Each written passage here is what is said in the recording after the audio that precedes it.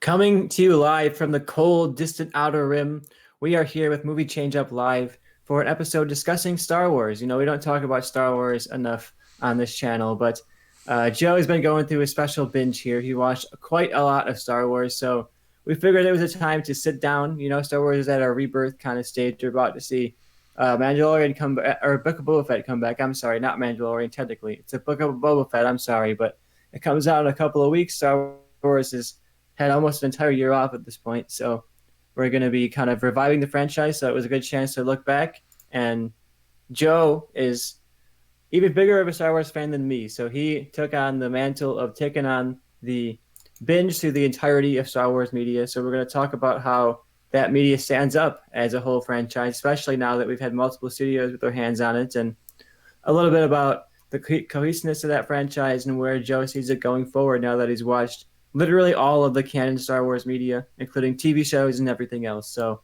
yeah, Joe, introduce yourself. They know who you are at this point, but tell them what your objective was for this binge. How did you inspire yourself to come up with this idea? Yeah, so for anyone who doesn't know, I'm Joe Fricky, obviously, big Star Wars fan. Got my Star Wars Empire sweatshirt on. Yeah, so I decided one day, I've always had this dream of like sitting through and watching everything Star Wars. I'd seen pretty much all of it, just not in chronological order, but I had a dream of one day doing that, sitting down and spending maybe a summer binging through all of it in chronological order. So I watched movies, every TV episode, every canon short. So basically every visual, like video media besides video games, I watched in chronological order, totaling 340 pieces of media in total. And basically, the reason I decided to, do it now is the Bad Batch had just finished, and we had a number of months until Book of Boba Fett started, and I knew 2022 is going to be nonstop Star Wars. I figured 2023 is going to be the same, and it's just a continual adding to that number of media. It's a list I'm going to, consistently update as we go and as new things are released.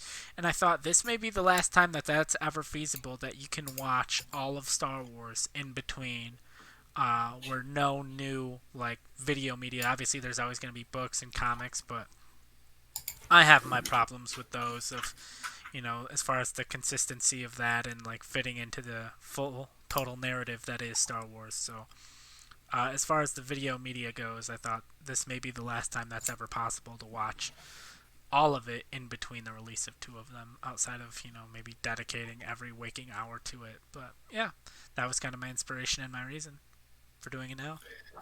Yeah, I think it's a perfect timing because, like you said, it's the last time we might have a big gap like this because 2022 seems like a stacked Star Wars year, and beyond that, even more stacked. Yeah. you know, do you have any moments overall that stood out to you as like highs or lows, or movies or shows that might have you liked them less or more the second time you were through? Like, was there something here that stood out to you as well that's way better than I thought, or that works better than I thought it did? Or was there an episode where you're like, wow, that's so bad now, that doesn't make any sense? Not really changed in opinion as far as quality goes. Maybe in cohesiveness for the story overall that is Star Wars. Because I have seen them pretty much outside of the shorts. Like I have seen every movie multiple times. Like I don't even know how many times. I've seen all of the episodes of every TV show except I stopped Resistance. Uh, Resistance I think is 2 seasons, and Rise of Skywalker came out halfway through season 2. And when I watched Rise of Skywalker and nothing from Resistance was in Rise of Skywalker, I just was like, well, there's no reason to keep watching this show, Hmm. essentially. And I don't think necessarily like, oh, every show has to connect to the movies or all of that, but when you have a show like that that's congruent with the movies and stuff from the movies directly ties into the show, I feel like the show should tie directly into the movies as well. And it just didn't. And so I was like, well, there's no reason to watch this. And honestly, I think it ended pretty strong. I don't want to do a full like Resistance review, but I think if you did give up on Resistance and you're a big Star Wars fan and you're like a completionist, I think it is worth maybe going back and checking out. Season one's rough and season two isn't great. It's definitely the weakest of the Star Wars shows, but I think it's still a worthy watch, and I did enjoy the ending. Yeah, I'm curious that you said that because that was something that was on my radar of a show from Star Wars that I have not seen any episodes of, So I was curious if that's something you think would be worth going back or if there's any standout moments from that show specifically that I would like watching. It's hard because I think, unlike a lot of shows, it is basically like one continued narrative. There's not like arcs, like oh, you should go back and watch this arc. It is just one. It is like Rebels or Bad Batch, where it's one consistent arc or story all the way through. So it's hard to point out one specific episode to watch or a specific set of episodes. But I think if you are bored and I mean, we're about to hit a big run of Star Wars where there's not going to be much of a gap. But if there's ever a time where you wanting some Star Wars in your life, and you're like, oh, I've seen Rebels, I've seen Mandalorian, I've seen Bad Batch, I've seen Book of Boba Fett. I'd say maybe check it out. If you're 10 episodes in and you're struggling and it feels like a chore, then I would say you probably can stop because it's not going to get that much better. But I do season 2 is better than season 1. Yeah, I'm curious to look forward to that. So I'll move forward a little bit here. One, was there ever a point where you felt like giving up? Was there ever a point where you're watching a No, show or watching a movie and you're like, man, I don't think I can finish this? no, because I knew what I was in for from the beginning with having pretty much seen all of it, and also I think it ends weaker. It's not like the as far as quality goes. I think most people would agree a lot of the tail end stuff is weaker than most of it. So by the time you get to the stuff that isn't as great, you're like, well, I don't have that much left to watch, so I'm already here, I I'm made it this almost far. done. Like once you basically get through. I mean, really, you have the first two. I mean, there's the shorts and stuff mixed in, but okay, you have the first two prequel movies, and then you have all of the Clone Wars, which is some of the best Star Wars content there is. Then you got Revenge of the Sith, then Bad Batch, and yeah, it's basically consistently good quality up until maybe you get to Resistance, and at that point you're almost done, so you might as well just keep going. So there was never a point where I had regretted making the decision or stop. It was basically I'd get home and I'd be like, I got nothing to do, nothing really I feel like watching, and so I would just go, be like, I guess I'll just see where I'm at on my Star Wars list and throw it on. And I did have a um, um, Star Wars basically I had made a key of like every single episode, every single movie, every single show, put it all in chronological order. And I'm gonna throw that up on our Twitter. So if you're curious and you want to check that out, go to the Movie Changeup Twitter, and I will post that after we finish recording this episode. Yeah, I want to move on here and talk about those prequels. You mentioned that we'll talk about the first two because Clone Wars kind of separates those movies in their own different era. But we got the Phantom Menace. The release date for this one was May 19th, 1999. I remember Nice. watching this one for the rest of my life. Made $64 million opening weekend, which That'd be today's sad. standards, That'd be yeah, sad today. that'd be some pretty low money at this time. But of course, in 1999, that was a huge movie. That was such a big hit, and I think it's fascinating to see how much that has changed. And Attack of the Clones came out May 16th, 2002, so just about exactly 3 years later, and it made $80 million, so a bit more than the previous one. And yeah, it's shocking to see those numbers compared to what we get today. But yeah, those are like pandemic numbers. Yeah. And overall, I know you have a lot of nostalgic memories for these movies when you were kids watching them on those release days coming out. And so I want to see, has watching these as the entirety of the Star Wars franchise, has that helped these movies at all? Because these are kind of the black sheep of the Star Wars franchise. I would think even comparatively to the Disney movies, these are definitely the least liked of the whole franchise. So is there a possibility that over the course of the entirety of the thing, when you get the whole of the story, do these movies work better for you? I think in a way they do because I think they do, set up a lot of the morals and the kind of the messages of Star Wars, and they kind of prime you for that of like the trust your instincts and Anakin saying to his mom, "Oh, you say the big problem with the universe or the big problem with this galaxy or whatever word he uses is no one helps each other anymore." I think that's a big thing that sticks out, and I do think in a way, it does connect and does work because I think it is kind of just the introduction of the lessons and the morals that you're going to get throughout the rest of the franchise.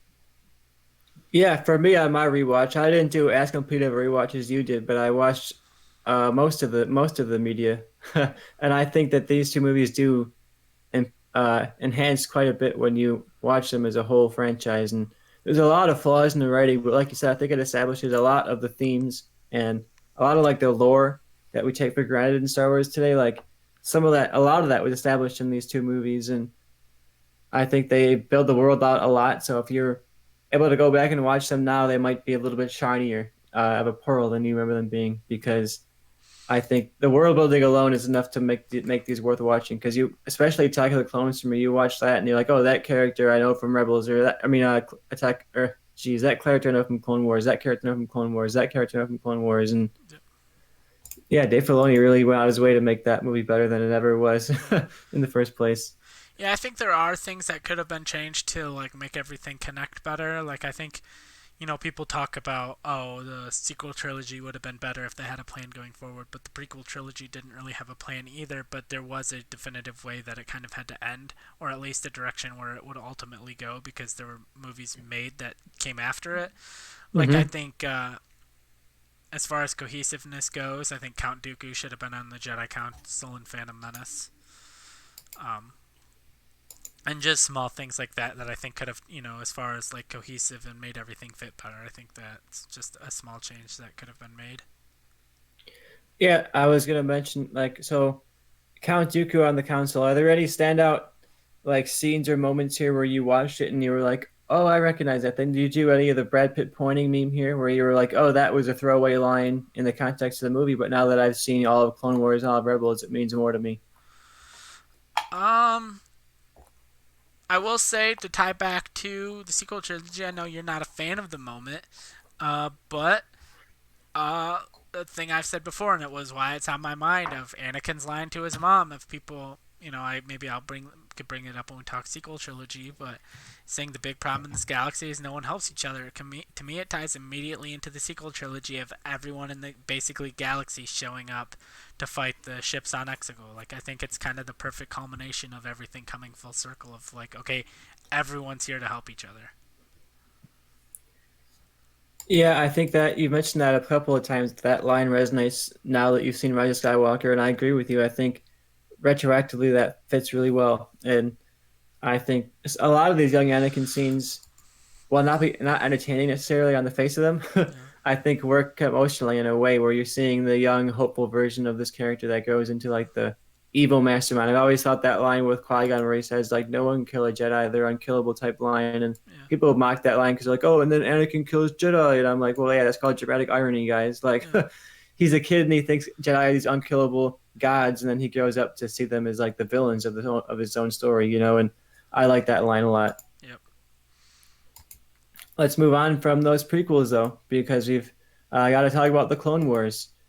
You mentioned that it's a highlight of Star Wars, and I agree with you. It has kind of a rocky history. The Clone Wars movie, not quite the most loved entry in Star Wars. It came out August 15th, 2008, to not quite uh, positive reviews from critics, and then only a couple months later, the series premiered October 3rd, 2008. So they went into the series kind of like an uphill battle. They had this Yeah. movie that people weren't in love with, and they had to go into season one that was a pretty rocky season. They came into that show with an uphill battle. And we had a couple other new dates, of course. March 7th, 2014, the show was picked up on Netflix for another final season. They said, hey, the show got canceled on Cartoon Network, but we're here. Let's do another final season. And then in May 2020, it got picked up yet again for yet another final season where they were put on Disney Plus for another final season. So yeah, you can now find the entire series on Disney Plus. So it's all in one place now. Yeah, you said this was your favorite of the Star Wars saga. So is anything here that really That stood and out to Rebels are you? close, because my favorite moment in all of Star Wars comes in Rebels. But yeah, there's a lot of moments I like. There was one arc I sent to you to watch that it comes later in the show, but it's about the slave trade, and to me it just reminded me so much of Return of the Jedi. Like there's a moment, for anyone that doesn't remember, in Return of the Jedi, when Luke is on um, Jabba's sail barge and he does the salute to kind of signal to R2, and R2 launches the lightsaber, and Luke catches it and he fights the bad guys. Well, there's a moment where Anakin's kind of undercover. He looks up at R2, does the salute, and R2 launches the lightsaber, and Anakin catches it and does the thing. So it's like kind of, I mean, obviously, like Star Wars isn't real, but I love that there's a kind of in canon moment where Luke's like approaching or talking to R2 about the plan, and he's like, "All right, R2, we need to come up with a signal for you to launch it." And R2's like, "Hey, like 40 years ago, your dad was in the same situation. He just saluted me and I launched it." And Luke was probably like, "Hell yeah, let's go with that." So Yeah, that I that love that. There's so many moments like that in Clone Wars that are like these little poetic moments that rhyme to the movies or rhyme to the other episodes of the show. And like George Lucas has that line of saying, "Oh, it's like poetry, it rhymes," and people make fun of that. But I honestly go back to that a lot when I kind of try and define Star Wars, and I think the poetry of Star Wars is really such is what makes me love this franchise so much, and the yeah. fact that everything has this operatic kind of connectiveness to it. And Yeah, like there's the line. I think the character's name's Clovis. Or no, it's not Clovis. It's a different character. Voice. Clovis is the lover of Yeah, the it's previous yeah, lover of Padme. yeah, but the Clovis is it's the character voiced by Greg Proops. Um, and it's the arc with Obi-Wan and Satine where you find out that Obi-Wan had a love interest as well before he met Anakin. And he's basically, and the character was looking at Obi-Wan and Satine. He's like, "You won't kill me because it goes against your Jedi beliefs, and you won't kill me because you're." And he was looking at Satine. He's like, "You won't kill me because you're a pacifist, but if you don't kill me, a bunch of people are gonna die, or whatever the situation was." And he's like, "So which one of yourselves will prove yourself to be a cold-blooded killer?" And you just see the lightsaber burst through the chest, and Anakin appears behind him.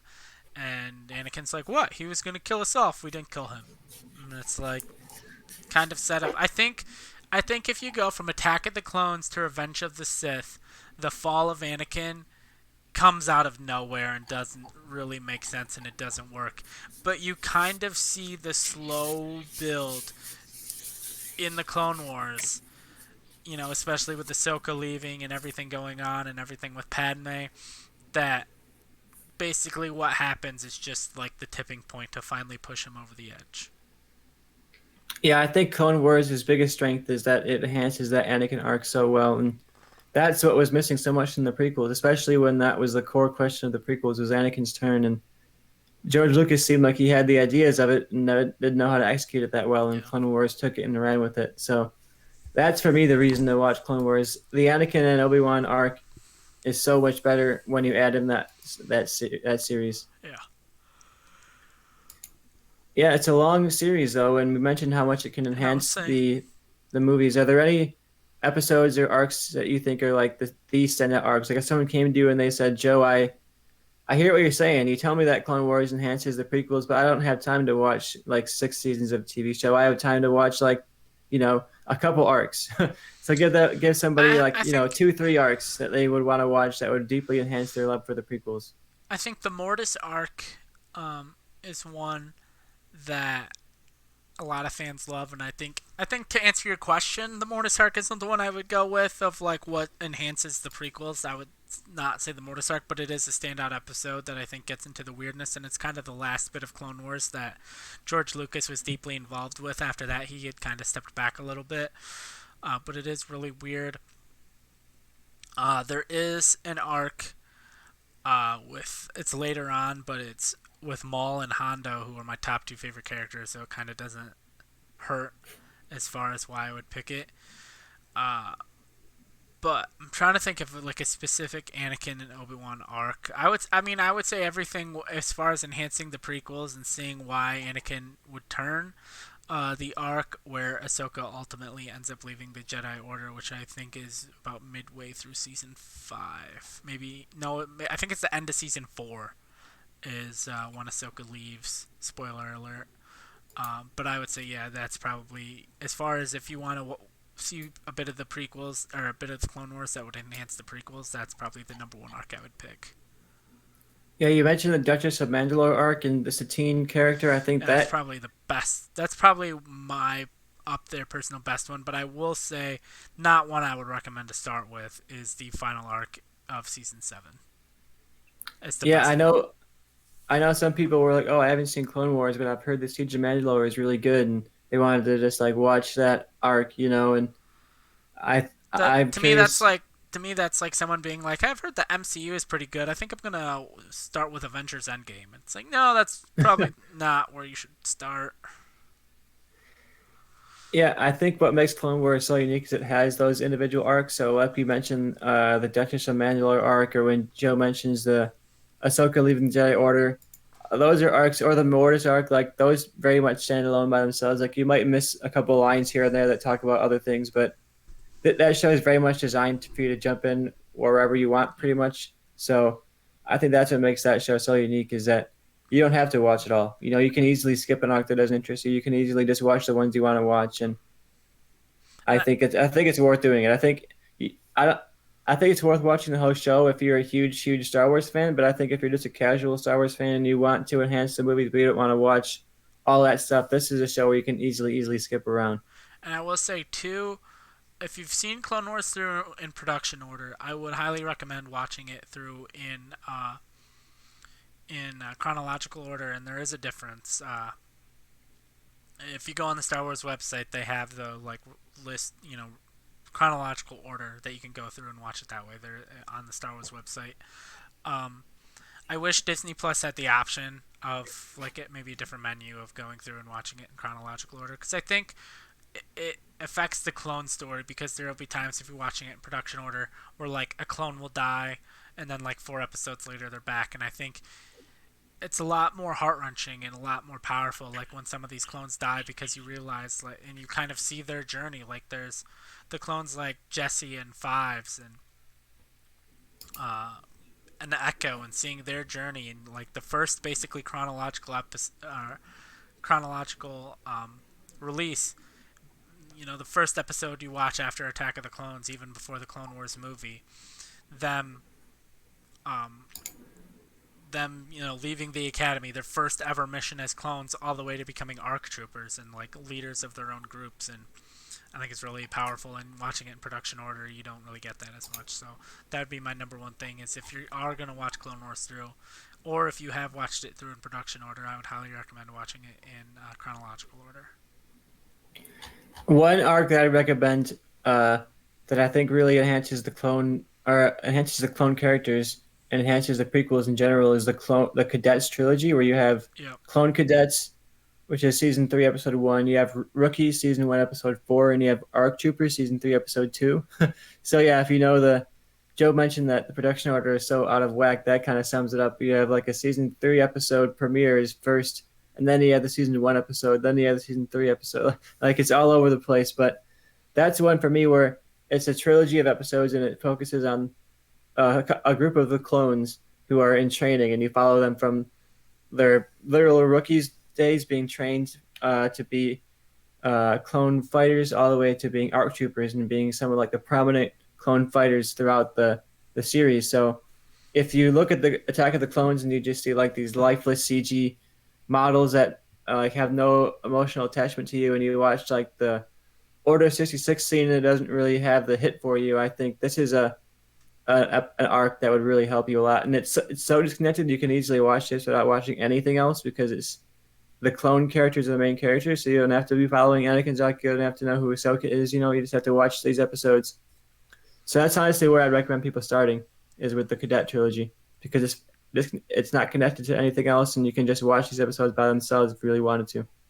Yeah, and one thing I will say too, as far as like maybe you're gonna ask this question later on, but a gap I would like filled or like information I would like is maybe it's been answered in a book, maybe it's been answered in a comic, I don't know. But in the Clone Wars movie, we had Jabba's son, and we've not seen or heard from him since, as far as I know. And now we have Book of Boba Fett coming out, and I would love if it's at least addressed. Like maybe even if they're like, oh, Jabba's son had no interest in this line of work or something. But I just want a reference to the fact that Jabba had a son that everyone seems to have forgotten about.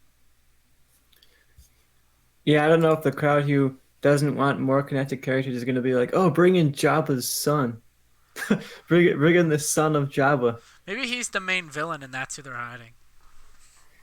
I think it would make sense. He's a setup in the Clone Wars. Who knows? I mean, it could be, but I doubt that. I do. Hey, an appearance could be there. A line could be there, like you said. Yeah, I want Jabba's son more, or Jabba's son. But yeah, I do think Clone Wars definitely it enhances the Order 66 scene because so many of these like nameless Jedi that you don't know are like prominent main characters in a lot of episodes of the Clone Wars, and you're like, oh shit, did that guy die? No. Instead of like, oh that guy, oh fuck it, who cares? Yeah, speaking of Revenge of the Sith, uh, interesting release for this one. It premiered at the Cannes Film Festival on May 16th, a couple of days early.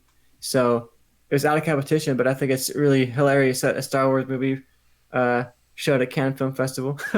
Yeah. That's like not the place I would expect a big, huge, schlocky blockbuster like Revenge of the Sith to be shown. Uh, it then got its wide release a few days later on May 19th, which was uh, the coinciding with the release of the Phantom Menace and A New Hope, which released and Return of the Jedi, which all released on that same week in their years of coming out. So, and there was an era when May was the Star Wars month, and everything was coming out in that time. Yep. So, yeah, Revenge of the Sith, it made a whopping $108 million opening weekend, which, of course, Almost double uh, Phantom Menace. yeah, huge step up from the previous ones. And at the time, of course, $100 million opening weekend, that was like huge. So the fact that it made so much money at that time is really impressive. It was the number one movie of the year, with I think it was 300 something million.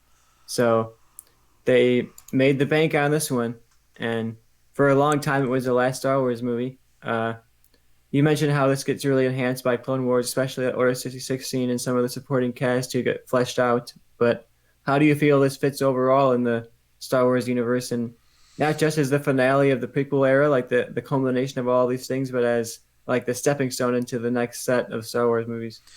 I think Order. I will say this. I think Order 66 is one of the most pivotal, important moments in like the Star Wars landscape. I think without that moment, you see a lot of things after that are directly kind of.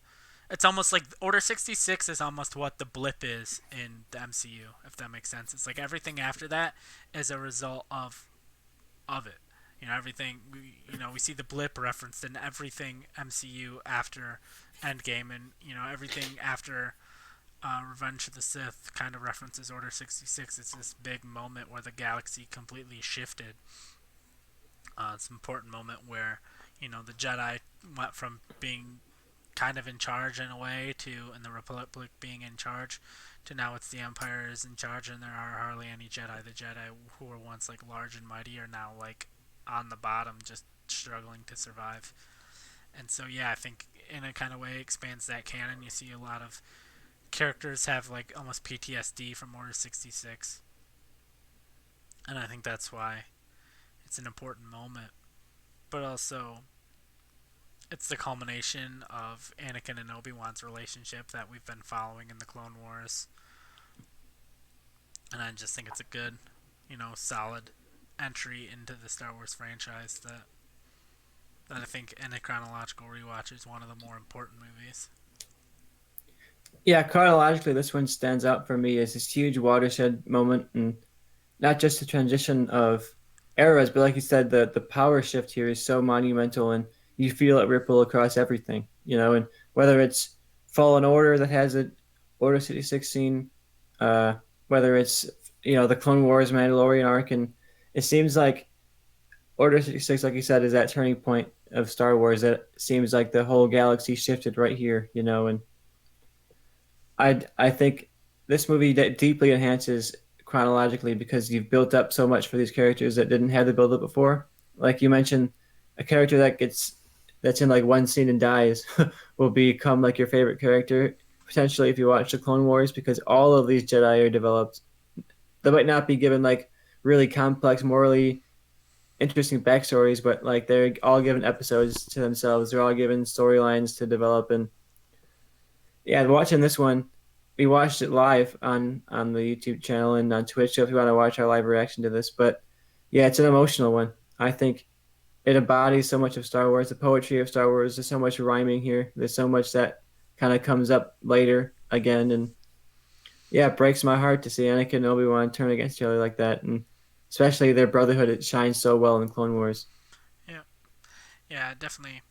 And also, I think it does a good job, somewhat, of setting up A New Hope, but I think in a way the way it sets it up is almost a detriment to the Force Awakens because I think everyone kind of moves to their position. Like, okay, Obi-Wan and takes Luke and goes to Tatooine. Yoda's like, oh, I gotta go to Dagobah, and like all of these people kind of just fall into the positions of where they're gonna be in the original trilogy, and then the Force Awakens happens, and it doesn't just be like, oh yeah, we've been hanging out on Endor for the last 30 years, just hanging out, because that's where you last saw us. It kind of, actually acts and feels like 30 years have passed, and I think that might partially be people's problems with. I don't want to like talk about the sequel trilogy too much before we get there, but I think that is, you know, just some people's subconscious problem with the sequel trilogy is they just act like 30 years have passed where the previous trilogy didn't really have a gap like that. Yeah, the ending of this is really talk about poetry. Like it brings all the players to their positions, and it really kind of like sets you up. Every time I finish watching this movie, I want to go press play on New Hope, because it just brings you right in. Yeah. Next up, we've got. I don't want to skip over your favorite Star Wars movie, so I'm gonna go ahead and. Oh, and I will say, talking about the Clone Wars and Revenge of the Sith, I love how they are like congruent with each other, and there are moments where, especially, I think if you want to talk not symbiosis, but synergy. That's the word I'm looking for. If you want to talk synergy in Star Wars, I don't know if there's a better moment than the hologram table scene in both the Clone Wars and Revenge of the Sith, where Ahsoka's talking at the hologram. I can't remember who's first. I think Ahsoka's first. Where Ahsoka's talking at the hologram table with Yoda and Mace Windu. Ahsoka finishes her conversation, walks out. Anakin walks in live action, and and it's the scene from Revenge of the Sith essentially, and so you see like how it ties together and Yoda and Mace Windu and like how Anakin and Ahsoka were just seconds apart from talking to each other. Probably a very pivotal moment in both of their lives. Yeah, how do you recommend watching the Siege of Mandalore I've seen it within both ways the because basically, so I watched it essentially movie first or whatever was the first thing released first if two things happen at the same time.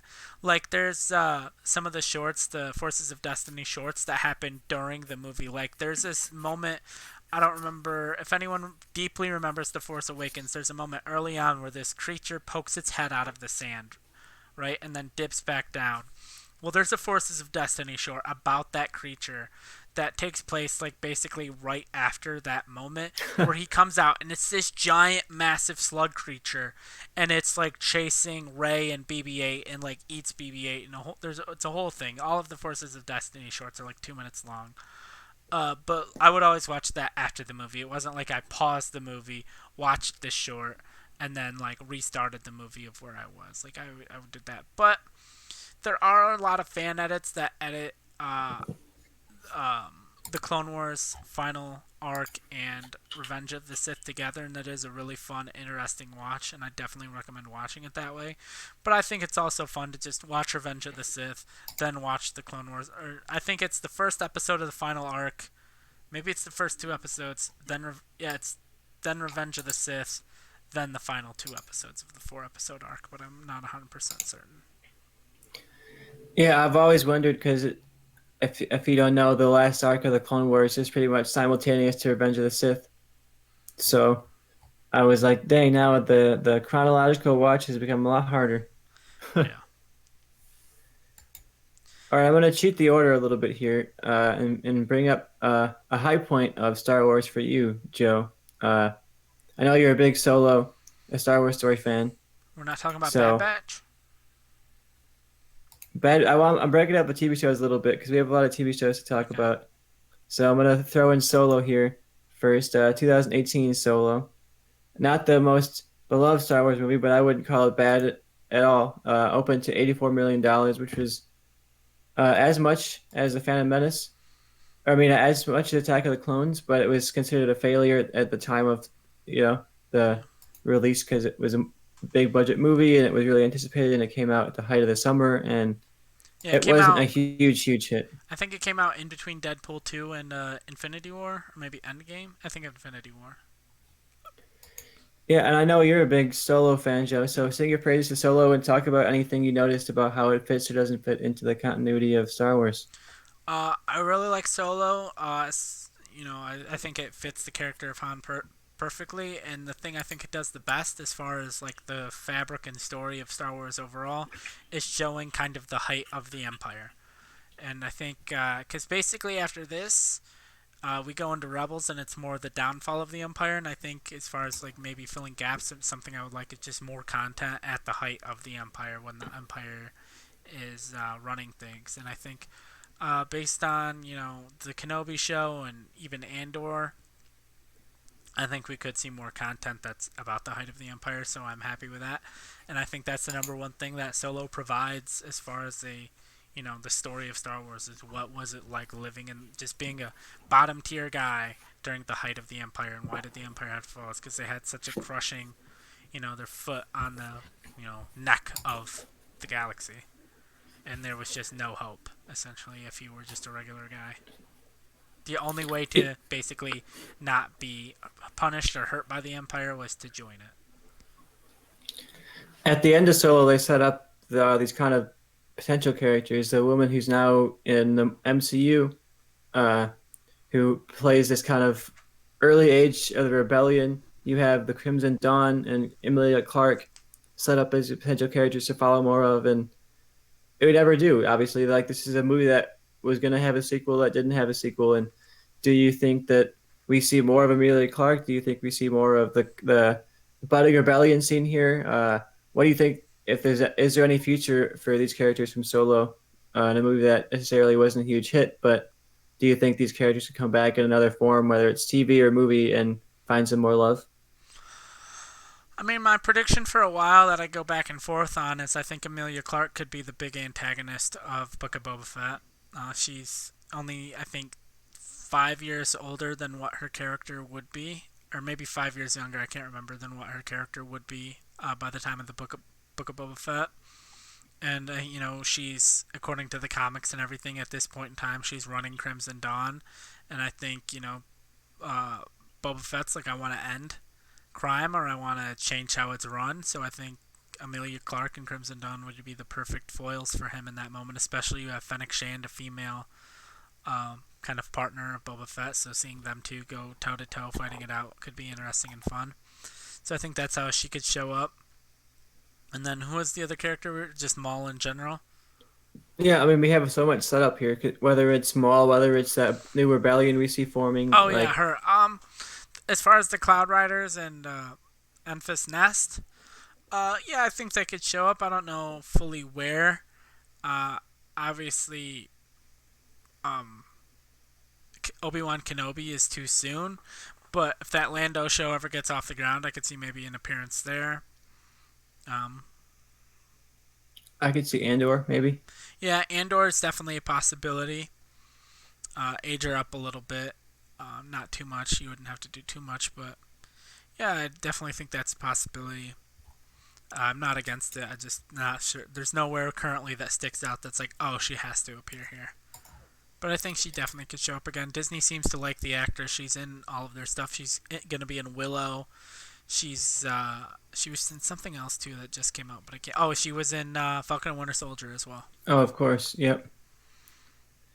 Yeah, I think she's on the Disney contract, so I would think it'd be cool to see her come back, and I do think Amelia Clark will come back. And this movie for me doesn't necessarily hold together perfectly. Like I don't like it as much as you do, but I do think there's some good in there, and some of that good is from Amelia Clark and those characters that get set up. And I would love to see more of that cast. So I'm part of the camp that would love to see a solo sequel series or something like that. Yeah. But I think if even as someone who didn't like the original. the idea for Solo came out a year later, 2 years later, I think Solo is a series on Disney Plus and not a movie. And I think it's better for it because my biggest problem is that it just feels like a lot happening at once, Yeah, and it's a big rush to get through. yeah. All right, I'll move on to Solo. You teased this next one a little bit, Joe, but we have the Bad Batch takes place directly after Revenge of the Sith and the Clone Wars. Talk about the height of the Empire. For me, this kind of shows the height of the Empire. This shows the Empire gaining control and really like what that process was like. And Yeah.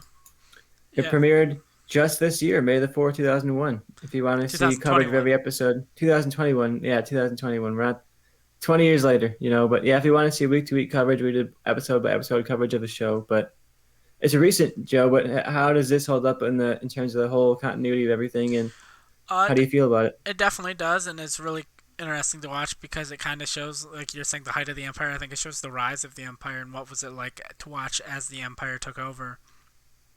There's also a lot of fans and people have been wondering how did the whole clone situation work? When did we go from clone troopers to stormtroopers? And this is covering this a bit as we're seeing the clone troopers get phased out and the stormtroopers come in and these trainees and the clone troopers feel a certain way of the stormtroopers. We're also seeing the Order 66 chips start to lose their effects and some clones are starting to defect a little bit.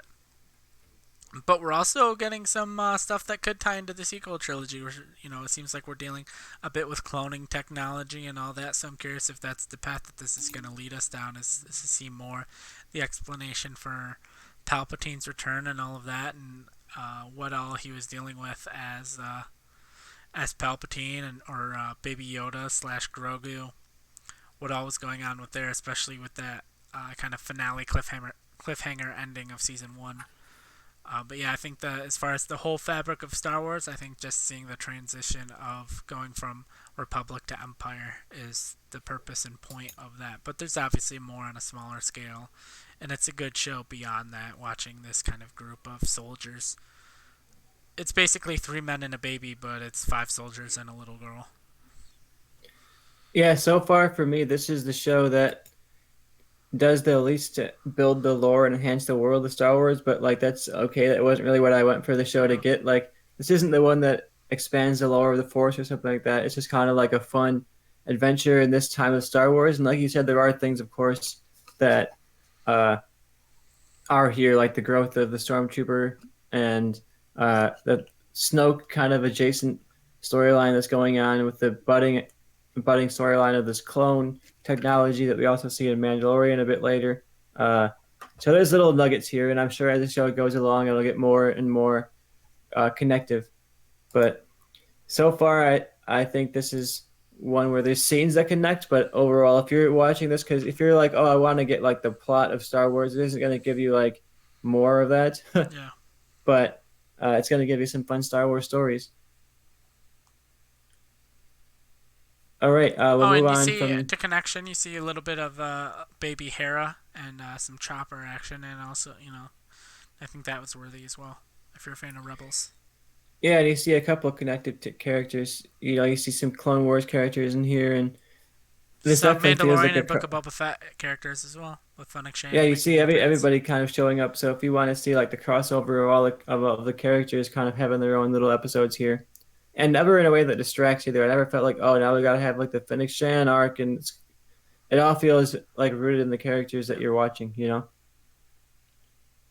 Next up, we talked about Bad Batch. Now let's move a little bit further down in the Rebellion era here and get to Star Wars Rebels. This is personally probably my favorite of the Star Wars shows, and it was I want to say the first Disney production of Star Wars content. So there was a lot of eyes on it of Yeah, like there was. what is Disney's looking to be, what is their feel going to be, and I think it premiered. I want to say I got it right here, October 3rd, 2014, and it actually premiered on Disney Channel, and then premiered later on Disney XD, which is like their I guess their more teen oriented channel.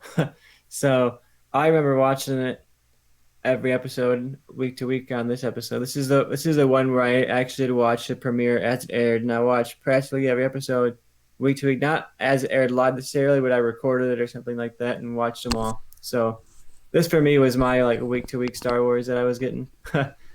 So yeah, that premiere, and it leads all the way to the final episode, which was it aired on March 5th, 2018. So you have a big kind of running storyline there in Rebels. So how do you feel about Rebels? How do you think it fits into the larger continuity of Star Wars? Any standout moments you want to talk about in this show? I really love Rebels. That's one of my favorite moments in Star Wars. It's definitely the story of the rebellion and how it grows, and how it went from. And this is also kind of the first Star Wars content that we got that wasn't the main focus was like a Skywalker. Because we had the movies and obviously Clone Wars, but Clone Wars still had Anakin as a main protagonist, and this was the first one where it's like, hey, let's look at some of these other characters, and it was kind of the story of how the rebellion grew through the eyes of this kind of found family, which is another theme in Star Wars. And I really liked it. And who would have thought, watching season one, that eventually we'd get fights like Ahsoka versus Vader, or Darth Maul versus Obi Wan for the last time, and they all fit within the show. They all made sense, and the season two finale, though, that final two episode finale of season two was, you know, is my favorite thing in all of Star Wars. Yeah, I think this really works because it's you mentioned earlier, I think that this is not like an arc-based story here. Like you'll have arcs, but it feels it's a continuous narrative, more or less from the beginning to end. So you're really spending time with your core cast of characters here, which is something that I think Clone Wars didn't necessarily have because of the structure. You're kind of all over the place. You have like an Ahsoka episode here, Anakin episode here, Flynn episode here, and this more or less kept you with that core team for the entirety of the time. So you really felt like you're a part of that team. You felt like you were on that journey with them. Kanan stands out to me as one of the most compelling, like original characters to these shows, and I think he stands. He has the wisdom of a Jedi, but he also has like the ruthlessness of someone who left the Jedi Order too soon and had to live on their own in this dark world. And Rebels shows the Empire at its height. It also shows like why the Empire needs to fall.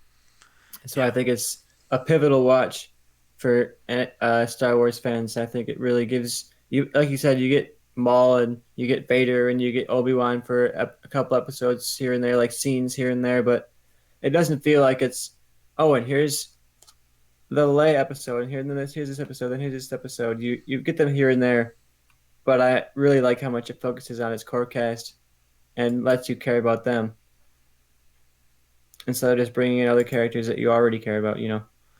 yeah, that's yeah. Like there are these characters that pop up, but it always seems to fit and make sense when they do. It never seems forced. It never seems shoehorned in. And well, I'll wait until we talk about our next thing, which I assume will be Rogue One, about the cohesiveness. Um, Yeah, bring it on. Talk about that a bit because like these kind of blend together cohesiveness wise. So yeah, you yeah, can talk about as how it far as connects. cohesiveness goes, I know I talked about the kind of table hologram table scene in Clone Wars as well as Revenge of the Sith, but I think as far as two things coming out at the same time and not having like a single necessarily scene that's cohesive, but as far as like a show and a movie that are being made at the same time, working together, gelling, I think that's the best that it's ever been. I think there's moments in other mediums where it has not worked as well. Um, we have the ships that they in at the end of Rogue One that the Hammerhead corvettes that they flew into the ship to take out the Emperor. We see them acquire those in Rebels. We see them pick up these characters. There's just the general vibe and the general feeling, and we see the rebellion grow and we see the rebellion come together. And then in Rogue One, we kind of see the culmination of that. It's like, okay, we've all come together now. Now, like, we have to do something about it, and that's Rogue One.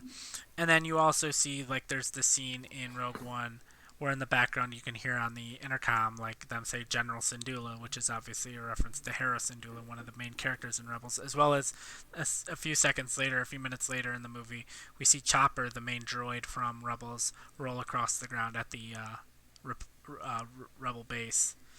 And the only thing I would change to Rogue One as far as the inclusivity of uh, Rebels is I think the scene when they're all standing around the table where Jin's like campaigning to go and fight. I think Hera should have been there. I don't think she necessarily had to be like a main person with more than one line, But to me, as far as like what we know about Hera, would have been there. You know, if like Star Wars was real, Hera would have been there. And I think you bring in Vanessa Marshall, who has voiced Hera, put her in the green makeup, dress her up like a Twi'lek, just give her one line, and it would have been the perfect cohesiveness. But we didn't get that. Yeah, that would have been perfect, but yeah, like you said, these do kind of line up together. And then in Rebels, you get Saw Gerrera, you get Mon Yeah. Mothma, you get I think you get like Bail Organa for an episode or so, and so you get those characters that come together. And yeah, this feels like you said the scattered rebellion that you see in Solo, kind of starting to having to come together over the course of this show. And our little band of outlaws is kind of the slowly but surely becomes part of this larger movement. And I think that the growth of that is really interesting. If this is one you skip for whatever reason, if you were like, oh, Disney, I'm not watching this, or it came out and you weren't really into Star Wars just yet, or before The Force Awakens or Rogue One came out to kind of boost you up, I think this is definitely worth going back. And I think it's aged better than the Clone Wars has. Like the animation style is really interesting. It looks like a Ralph McQuarrie concept art come to life, so I think it ages a bit better because it's more stylistic, and I think the look of it aged pretty well, and the characters aged pretty well. So I'd almost recommend this over Clone Wars, 'cause I think Clone Wars is a bit of a larger undertaking. But if you want to enhance the characters, go for Clone Wars. But if you're like, I want to get new characters that just happen to be like within the world of Star Wars, I say go for Rebels because they give you two different things really. Clone Wars is like, oh, the characters you know from the movies, let's spend a lot of time with them and grow them. And Rebels is saying, okay, let's take the world, and give you new characters within that world. So whichever one you want to go for, I think is the one you should start with. And Yep. I think Rebels for me really, really stands out. The only thing I would say is I think they're because when they made Rebels, they didn't know they were getting season 7 of the Clone Wars, so they did kind of wrap certain storylines up of Clone Wars characters in Rebels. So in a way, Rebels is kind of a sequel to Clone Wars. So I can understand telling people to start with Clone Wars before they watch Rebels. Oh, of course. I mean, I think continuity wise, Clone Wars leads directly into Rebels. But yeah, I think Rebels is a great series and looks really good too. Yep. We'll talk about Rogue One really briefly. It released December 16th, 2016. So it was right, like I said, in the kind of in the midst of Rebels being made. It made $155 million opening weekend. So that was a huge hit for Lucasfilm. This was one of their biggest hits they've had, I think, because Yep. the budget was large, but it was not like The Force Awakens, or Rise of Skywalker large. And this also appealed kind of beyond the Star Wars fandom a bit. And for me, I think this is a perfect entry point for a new Star Wars fan. Like if somebody came to me and said, Tristan, I've never seen any Star Wars before. Where do I start? I would say Rogue One. Like you're not gonna get everything. There's moments and things that aren't gonna hit as hard, obviously, but I think between the action and the pacing is very modern and watchable, and you get stuff like Darth Vader, you get stuff like stormtroopers that you know from Star Wars, and while still being action packed. And yeah, this is a good one, really good action, and feeds into Rebels really well. What are your thoughts on Rogue One? How do you think it fits in continuity wise to the entirety of the Star Wars world? I like it. Fills in that gap of the opening crawl of A New Hope of them stealing the Death Star plans, and I think it like I was talking about with Phantom Menace, I think it kind of sends one of the big messages of Star Wars where it's all about hope, and that's why I'll talk about it later with a certain character, but I think these movies have to be about hope and end for the most part end their stories. Hopefully, maybe not every movie, but I think if you're maybe like the second movie in a trilogy, you don't necessarily have to end with a message of hope, but that third movie should.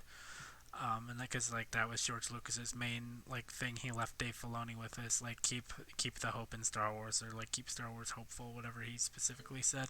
But I also agree with your thing of like starting someone off with Rogue One. I think my thing is, if I knew someone that had never seen Star Wars before and wanted to like see Star Wars, this is the order I would do. I would start with Rogue One because anymore I don't think necessarily like the special effects of the original trilogy are going to blow anyone away. They're going to look a little dated. And so I think you start them off with a movie with modern special effects with Rogue One, get them into the story, and immediately they're going to watch Rogue One and be like, what happens next? So obviously you show them A New Hope, so you show them Rogue One, A New Hope, Empire Strikes Back, Return of the Jedi.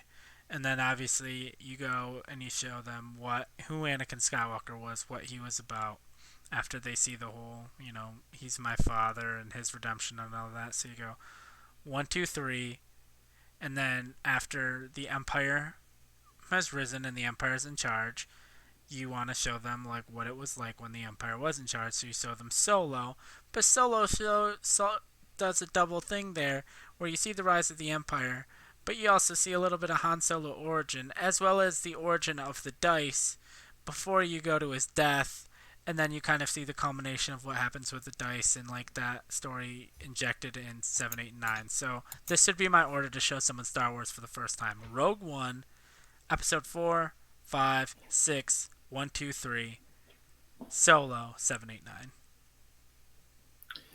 That's a good order. I think Rogue One, yeah, perfect starting point and really a blast to watch. Yep. We talk about stuff like Spider-Man that just came out, and like there's moments in that I'm gonna remember watching, and that hallway scene from Vader in this, like I'm gonna remember watching that. I'm gonna remember everyone reacting in the crowd to that moment. I'm gonna remember like the ending of this, where you talk about Okay. like cohesiveness. It literally goes from like the last shot of this to the first shot of New Hope. Yep. Like it's perfect.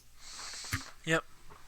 Yeah, Rogue One, I would say, is maybe the most cohesive thing to Star Wars. It's cohesive with the things that come before it, and Rebels. It's cohesive with the things that come after it in A New Hope. Like, All right, I'm gonna do some more order cheating here, and we'll do a brief conversation here on Star Wars Resistance. We've talked about it kind of throughout the episode a I bit. was gonna talk about. I want to talk about Episode 4. Oh, you're right. I skipped the whole original trilogy. Look It's at like, that. okay, I understand a little bit of skipping, but we just skipped Episode 4 and The Look. Mandalorian here. Yeah, there goes a lot. I missed a section here. I actually do have that. So let's do it. We've got Star Wars, of course, released in 1977. I did not get the May of sometime. May. I want to say May 17th, if I remember right, but I'm gonna have to look it up really quick. But yeah, I mean, we've seen the original Star Wars. It was a sleeper hit. They thought it was gonna be a big deal, but they didn't think it was going to be this big of a deal. They had like a toy line, they had things in that. They're like, oh, this will be like a hit. It'll make Yeah. some money. George Lucas in 1977 had Star Wars come out. In that same year, Steven Spielberg had Close Encounters of the Third Kind come out. And they both had a bet on which movie would be a bigger hit. George Lucas bet that Close Encounters would be a bigger hit. Steven Spielberg bet that Star Wars would be a bigger hit. Obviously, Spielberg won that bet, anyways, not movie. But how I was talking about Rogue One is the most cohesive movie and the movie that fits with everything the most. I would argue that Star Wars Episode 4 A New Hope is the least cohesive and the thing that feels the least like Star Wars, which is ironic because it is the first thing that is Star Wars, but I don't think when they were making the movie they fully knew what Star Wars was yet. Like, there's moments where Luke refers to the droids as robots. The seeing Uncle Owen and Aunt Beru's like burned, charred bodies is like not a thing you'd see anymore at all. If like Mandalorian had burned, charred bodies, you'd be like, "What the hell is this?" Um, Uncle Owen referring to Obi-Wan, he says, "Oh, that wizard's just a crazy old man," which is not a thing you would expect anyone to say in Star Wars. And there's just watching the movie now, especially in order, like so many lines from that movie were like kind of taken in context to the point that like every character is just essentially lying the entire movie. Like your father wanted you to have this. Obi-Wan's entire speech to Luke is just him lying. Like, oh, your father wanted you to have this when you were old enough. And so many things that just don't line up and don't work and aren't cohesive with the rest of Star Wars around it. Because people took it, lines and moments, and like kind of bent them a little bit to fit what they wanted to do. And like George Lucas is who I'm including in that the most because no Star Wars creator cares less about Star Wars canon than George Lucas. So when I love when all these people get mad that like canon isn't 100% cohesive with everything because it's like George never cared that much. He just made shit up. But yeah, that's my kind of mini rant on episode 4 on how it's. And oh, I will say, before this, I would always say Star Wars Episode 4 was my favorite Star Wars movie. But because watching this and realizing how not cohesive it is with the rest of Star Wars, it has dropped a spot, and now Return of the Jedi is my new favorite Star Wars movie.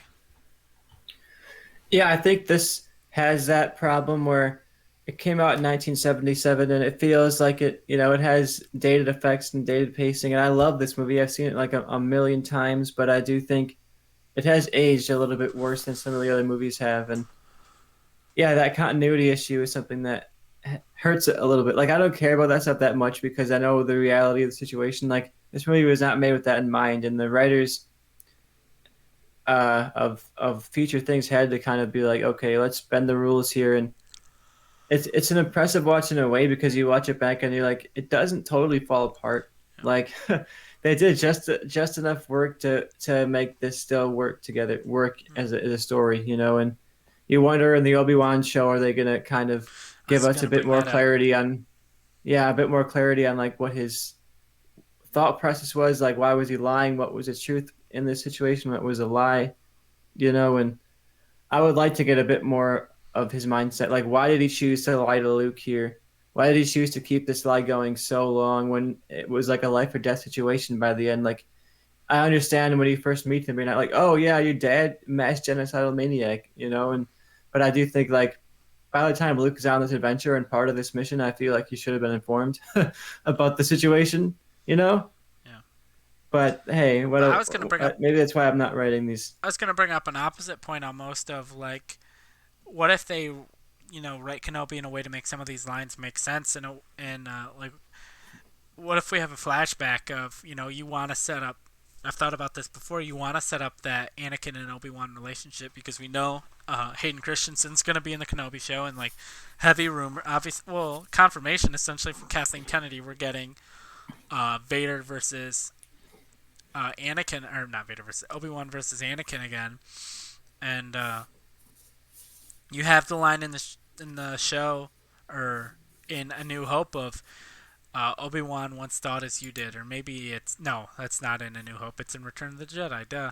Of Obi Wan once thought as you did about like Vader being turned, but like from what we've seen, Obi Wan never thought that way. But what if he thinks that way in the Obi Wan Kenobi show, and like that's his mission to go to Vader, as he thinks he can turn Vader, and then to set up that relationship. I mean, obviously, externally, like watching Revenge of the Sith, watching Clone Wars, watching the whole prequel trilogy, we know why Obi Wan would want to turn Anakin. But in a way, it's like there's this saying in comics books, like where every comic book is somebody's first comic book. So you kind of almost have to write the show in a way that no one knows anything about Star Wars beyond the show. So you kind of have to explain within the show of Obi Wan Kenobi why Obi Wan would care to turn Vader back to Anakin. So maybe you have a flashback scene of seeing their friendship, and it's a new scene. And in that scene, Anakin's talking about and questioning the Jedi Order of like, oh, why did the Jedi not allow us to have like fall in love or have kids? Like, I'd love to have a kid and like train him how to use the Force, and when he's old enough, give him my lightsaber. And you can kind of kill two birds with one stone. Where now all of a sudden that line that Obi-Wan has in A New Hope is no longer just a lie out of nowhere, but then you also set up the friendship of Obi-Wan and Anakin, where you can see, oh, this is why Obi-Wan would want to turn Vader back to Anakin.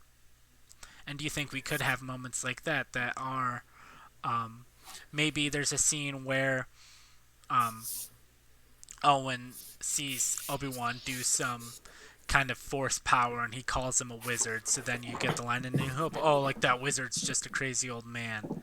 And it kind of works better. It kind of fits better where he does some force thing and Owen calls him a wizard. And Yeah, I do think we're gonna get stuff like that. I think the language of Obi-Wan's show is gonna draw from the language of this movie and feel hand to hand with this movie in a way. And I think it will feel you mentioned Rogue One and Rebels. We talked about it kind of like these bridges between the prequel era and the original trilogy. But I think the Obi-Wan show theoretically could be like that, the strongest of those bridges to give you that arc of like, okay, here's Obi-Wan in the prequels and here's Obi-Wan in the original trilogy. How do we get there? And that's a journey. How do you go from Ewan McGregor to old gray-haired, you know, white beard, Ian uh Alec Guinness. Ian Alec Guinness. That's just like Ian McGinnis. I don't know who that is, but Ian McInnes. yeah, Alec Guinness. That'll be a journey, and I think, like you said, we're gonna get a lot of that. Similar to how Rogue One was like, okay, how do we kind of like correct a couple of the new continuity errors you made for ourselves? And I think this would be a way for them to kind of retroactively correct some of that continuity Yeah. stuff. Yeah. If you want to hear something ridiculous, Joe, the budget, well, the release date of Star Wars, I'll say, was May 25th, 1977. So pretty iconic day in history, I would say. The budget for Star Wars was $11 million. They went over budget quite a bit, but their listed budget was $11 million. Do you want to know what their opening weekend was, Joe? 100,000. $1.5 million. Jesus. Do you imagine a Star Wars movie But I opening don't up to think. one I point think five million dollars? release dates, I think, were also different back then, where they would slow roll movies all the time, and so that's definitely not a wide release date. Yeah, and eventually, of course, it went on to make so much money. It made Yeah. $307 million on an $11 million budget. Yeah. You wonder why we get Star Wars movies still? That's why. Yeah. $11 million budget, they made $300 million back, and a movie that was a joke to the people who made it. I'm Yeah. like very impressive movie to watch even now. Yeah. I'm ready to move on to its very impressive sequel, if you want, Joe. Yeah. That overrated piece of garbage. Nah, it's not garbage. I just don't understand how that's the one that everyone's like, yep, this is the definitive best one, and I'm like, I guess. Released May 21st, 1980, so almost exactly 3 years later. A budget of $18 million. So they went up a little bit.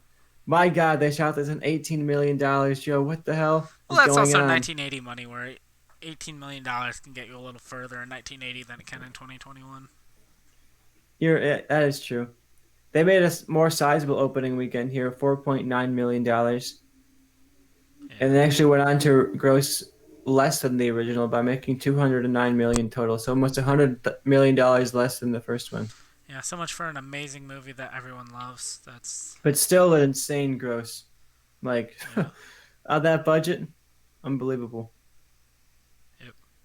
And they make movies for $218 million now that don't even look a fraction as good as this one. But how do you feel, Joe? You've been talking some shit on Empire Strikes Back. Empire Strikes Back's this weird thing where like it's fine, it's good, I like it, I enjoy it, but I don't really know how I just don't understand how this is like the consensus. Like everyone's like, this is amazing and this is the best one by far, and everyone should feel like this is the best one. I'm like, no.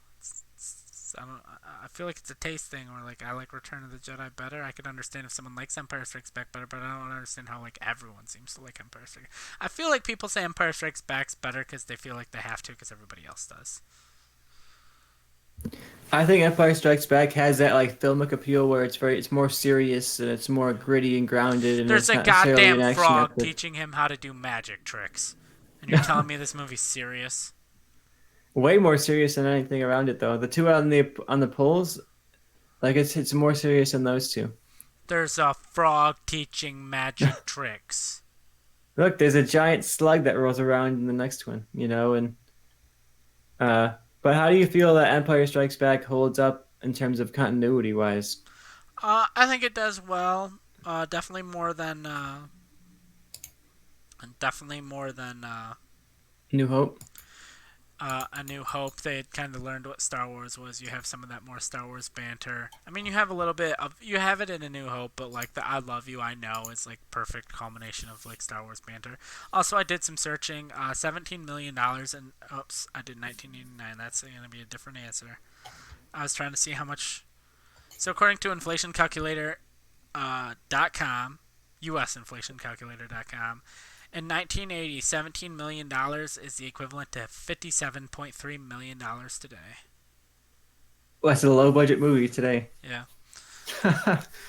Anyways, back to your actual question. As far as the cohesiveness of this, I think it works well.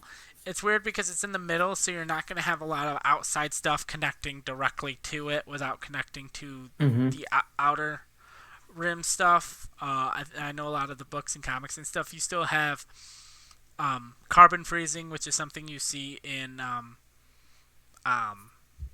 Clone Wars, and you also see it in The Mandalorian. And people bring it up all the time of like, why did Vader have to test carbon freezing if Anakin carbon froze himself in the Clone Wars? It's like, well, if you watch the movie, it's because he doesn't trust the Cloud City facilities. He thinks they're not that great. So he's not testing the concept of carbon freezing a human being. He's testing the whether um, the Cloud City carbon freezing place is good or not. If that makes sense. It does make sense. Um, but yeah, How there's does Lando hold up? Now we got Lando and Solo. We also got Lando here. So is Lando? How do you think the continuity of that character works between these two movies?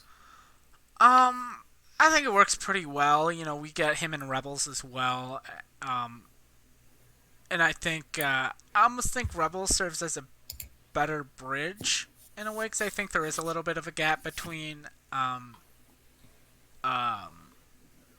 Empire Strikes Back and Solo, but I think in a way Rebels fills that gap, and he feels in he in I'm trying to think in Empire Strikes Back he feels like this politician type guy with like a charm to him, like he's a charismatic guy. In Solo, he's like this charismatic lover guy that really doesn't have an affinity for politics, like doesn't care about politics. That's just he's not like against it. He just it's not really in his line of sight right now. Where you get to Rebels and it's like he's the perfect balance of both, and so I think it works better when you're watching it in chronological order with Rebels. It's like, okay, we see this guy, but he's also starting to work with the rebellion a little bit, making political moves. I could see how this is a guy that in 5 6 years is going to be in charge of Cloud City.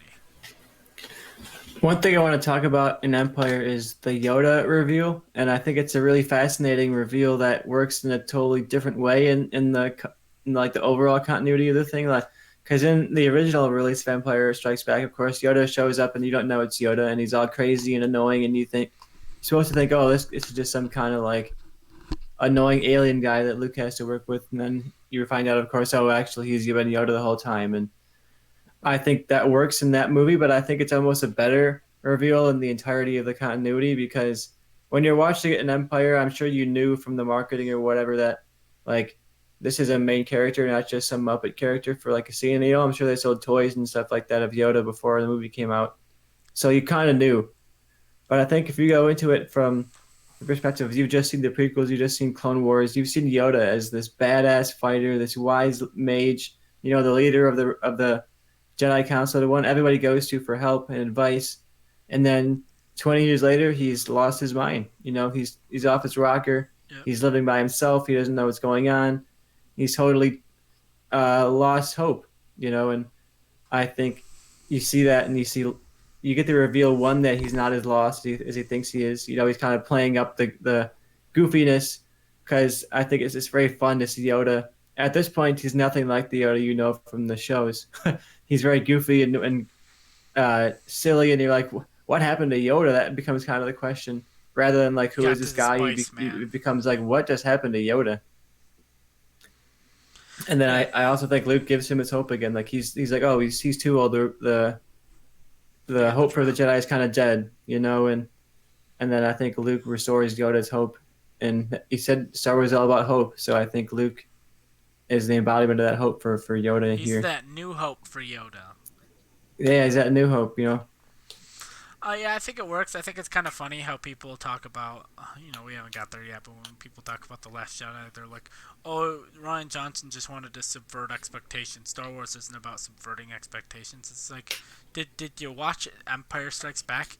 You remember the part where Luke was looking for a great warrior, and everyone watching the movie for the first time expected some yoked out John Cena looking dude, and instead we got a little tiny Kermit the Frog on meth? Or how everyone's like, oh, this is a movie where he's gonna defeat Darth Vader, and Darth Vader's like, oh, defeat me? I'm your daddy. Bet you didn't expect that. I bet I subverted your expectations. Yeah, this movie subverts all kinds of expectations. Like Yeah, the and it's heroes just lose like, in this one, and it's just and like we know you people know the story so much that they forget that it, they forget that it's not supposed to be how they think it goes. If that makes sense. yeah, a lot of people I think in their minds see the Star Wars original trilogy as like this thing that just existed, Yeah. and they're like, oh, it's like this one piece, and they don't have the opportunity to look at it and say like Star Wars was this lightning in a bottle fluke, and then its sequel came out, and it was like, what if we had less action and more character development? And uh, it was a bold choice to make. Yep. They could have easily had that sequel, and I think if this sequel is bad, Star Wars is nothing. Like if the sequel comes out and it's just okay, or it's worse than the last one, Star Wars is kind of a dead franchise that we don't even watch. That maybe me and you don't even see it.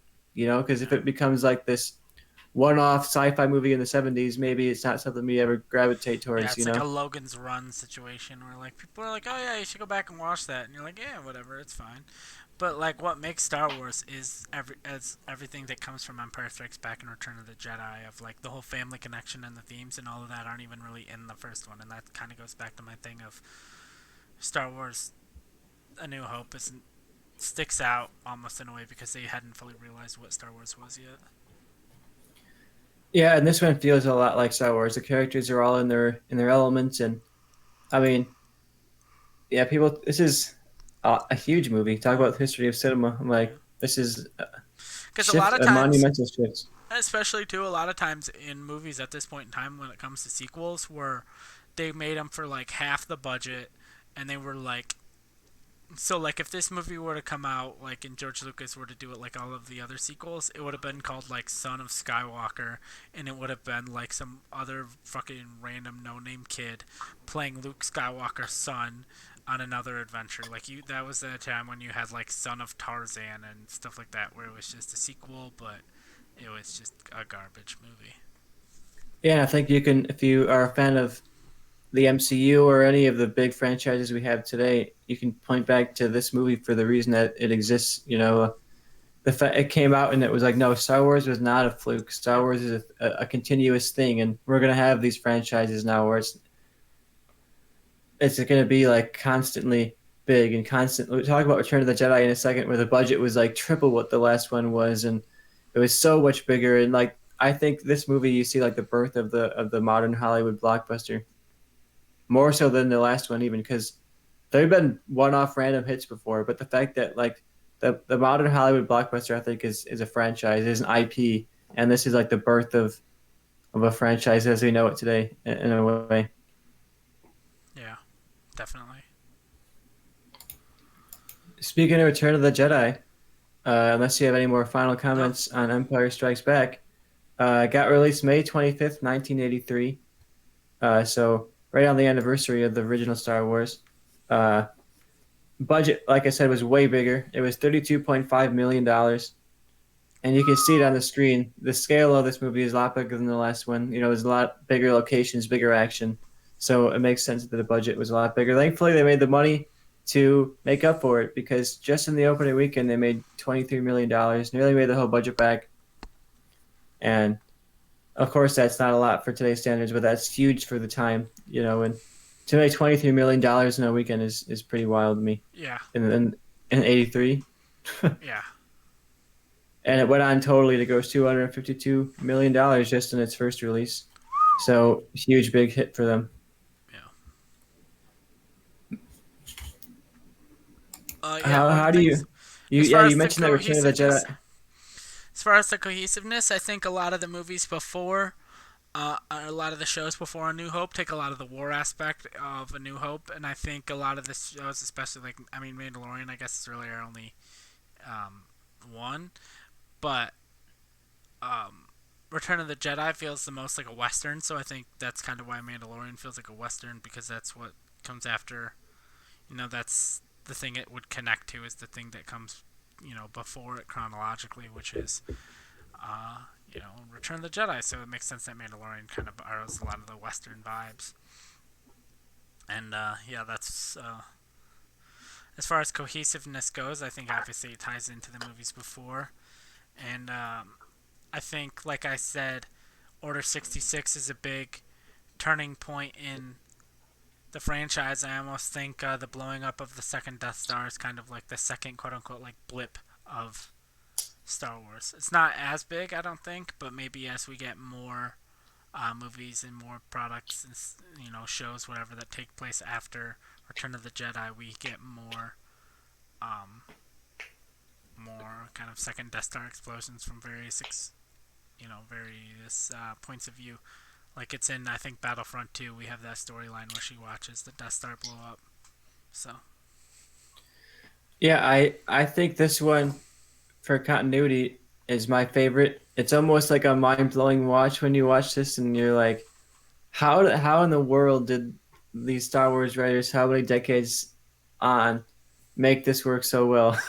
Like you mentioned the Mortis arc, and I think you could even see a lot of Mortis in this movie with the father and the brother and the sister. I think you get some of that when you get the confrontation between Vader and Luke and the Emperor. I think that very much parallels to the Mortis arc. And you talk about Clone Wars, there's all kinds of stuff in Clone Wars that come up here again. And I think the themes of Star Wars, like the idea of good versus evil and like choosing to do the right thing and choosing to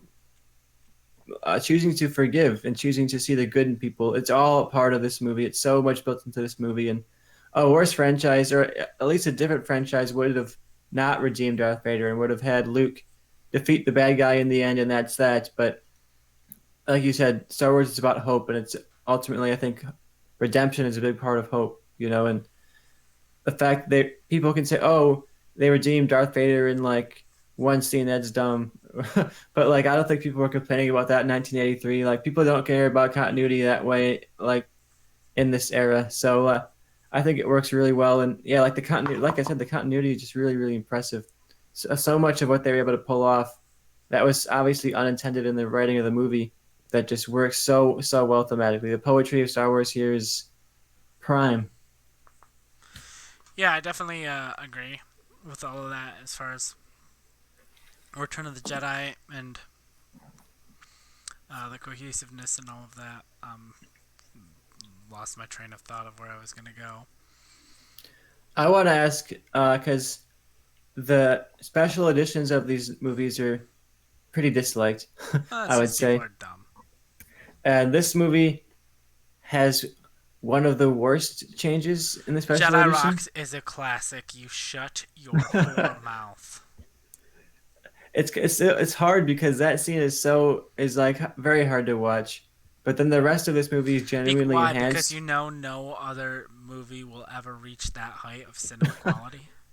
Look, I wish that every movie had Jedi rocks in it, but I think this is one of the ones where I prefer the special edition because I love all that additional stuff at the end. I love the fact that the whole galaxy feels like it's partying. Everything you've seen in the prequels, everything you've seen here, it feels like a culmination of everything, and in a way that. And then you also have like in the final battle, you have the change where like some of the ships are changed. So you see ships from the Clone Wars heading out of that rebel base at the end, and I love that. That's like the type of change I like in a special edition where it's like, oh, now it works even better as a part of this larger thing. And you're seeing ships, you're seeing planets, and I love the ending of this movie because of that. It feels, even though we have all this other stuff And afterwards, Anakin. it feels like the finale. Yeah, and Anakin. I will It say feels this: like the culmination of all things. the people that are like, "Oh, it doesn't make sense that Anakin looks like Hayden Christensen and not Sebastian Shaw." Like, it doesn't make any sense that he never looked like Sebastian Shaw. He never had hair like that. The reason he looks like Anakin, you could be like, "Oh, because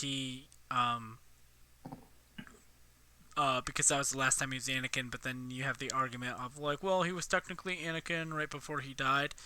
But the thing is, he was in a suit the whole time, and you manifest what you look like through the Force. You manifest your own existence and presence. And so he could make himself, I guess, if he wanted to, look like anything. But like in his mind, like that's the last time he saw himself as Anakin Skywalker. He doesn't. You want him to look like a nubbed out guy with no arms and no legs, just like floating there with his face all messed up, or do you think he'd want to look like, I'll look like my, 25-year-old self, when I was truly like before I was corrupted by the dark side. Yeah, you could look It like an makes no old. sense for him to look like anything other than Hayden Christensen. Yeah, I think it makes perfect sense for him to be Hayden. Like, of course, I guess if you're a purist and you're like, oh, I want the actual shot. I think it makes sense for people who are like, oh, I want the original release available Yeah. to me. Like, I don't think that's a big question, a big ask, but I do think it's almost all of the flaws people had with the special editions are like fanboy nonsense that just doesn't matter. Like little things that change here and there. Like there's things that I think are worse, or things that I think are better, but it never really affects my viewing of the movie. Yeah.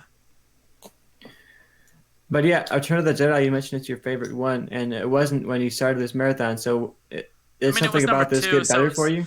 no, it was more that because it was number two, and then A New Hope kind of isn't that cohesive with the rest of everything anymore, and it's kind of hard to watch. Knowing everything, like I can still get through it and enjoy it, and I mean it's still my number two, but it was more, it wasn't so much that this raised, it was more that A New Hope lowered. But I will say some of the fun things of beyond just the movies and the television, the Forces of Destiny shorts. One of them, you find out how Leia got her Bausch uh, costume that she wears when she breaks into Jabba's palace. That's fun. Um, That sounds like it's worth watching. Actually, that sounds pretty cool.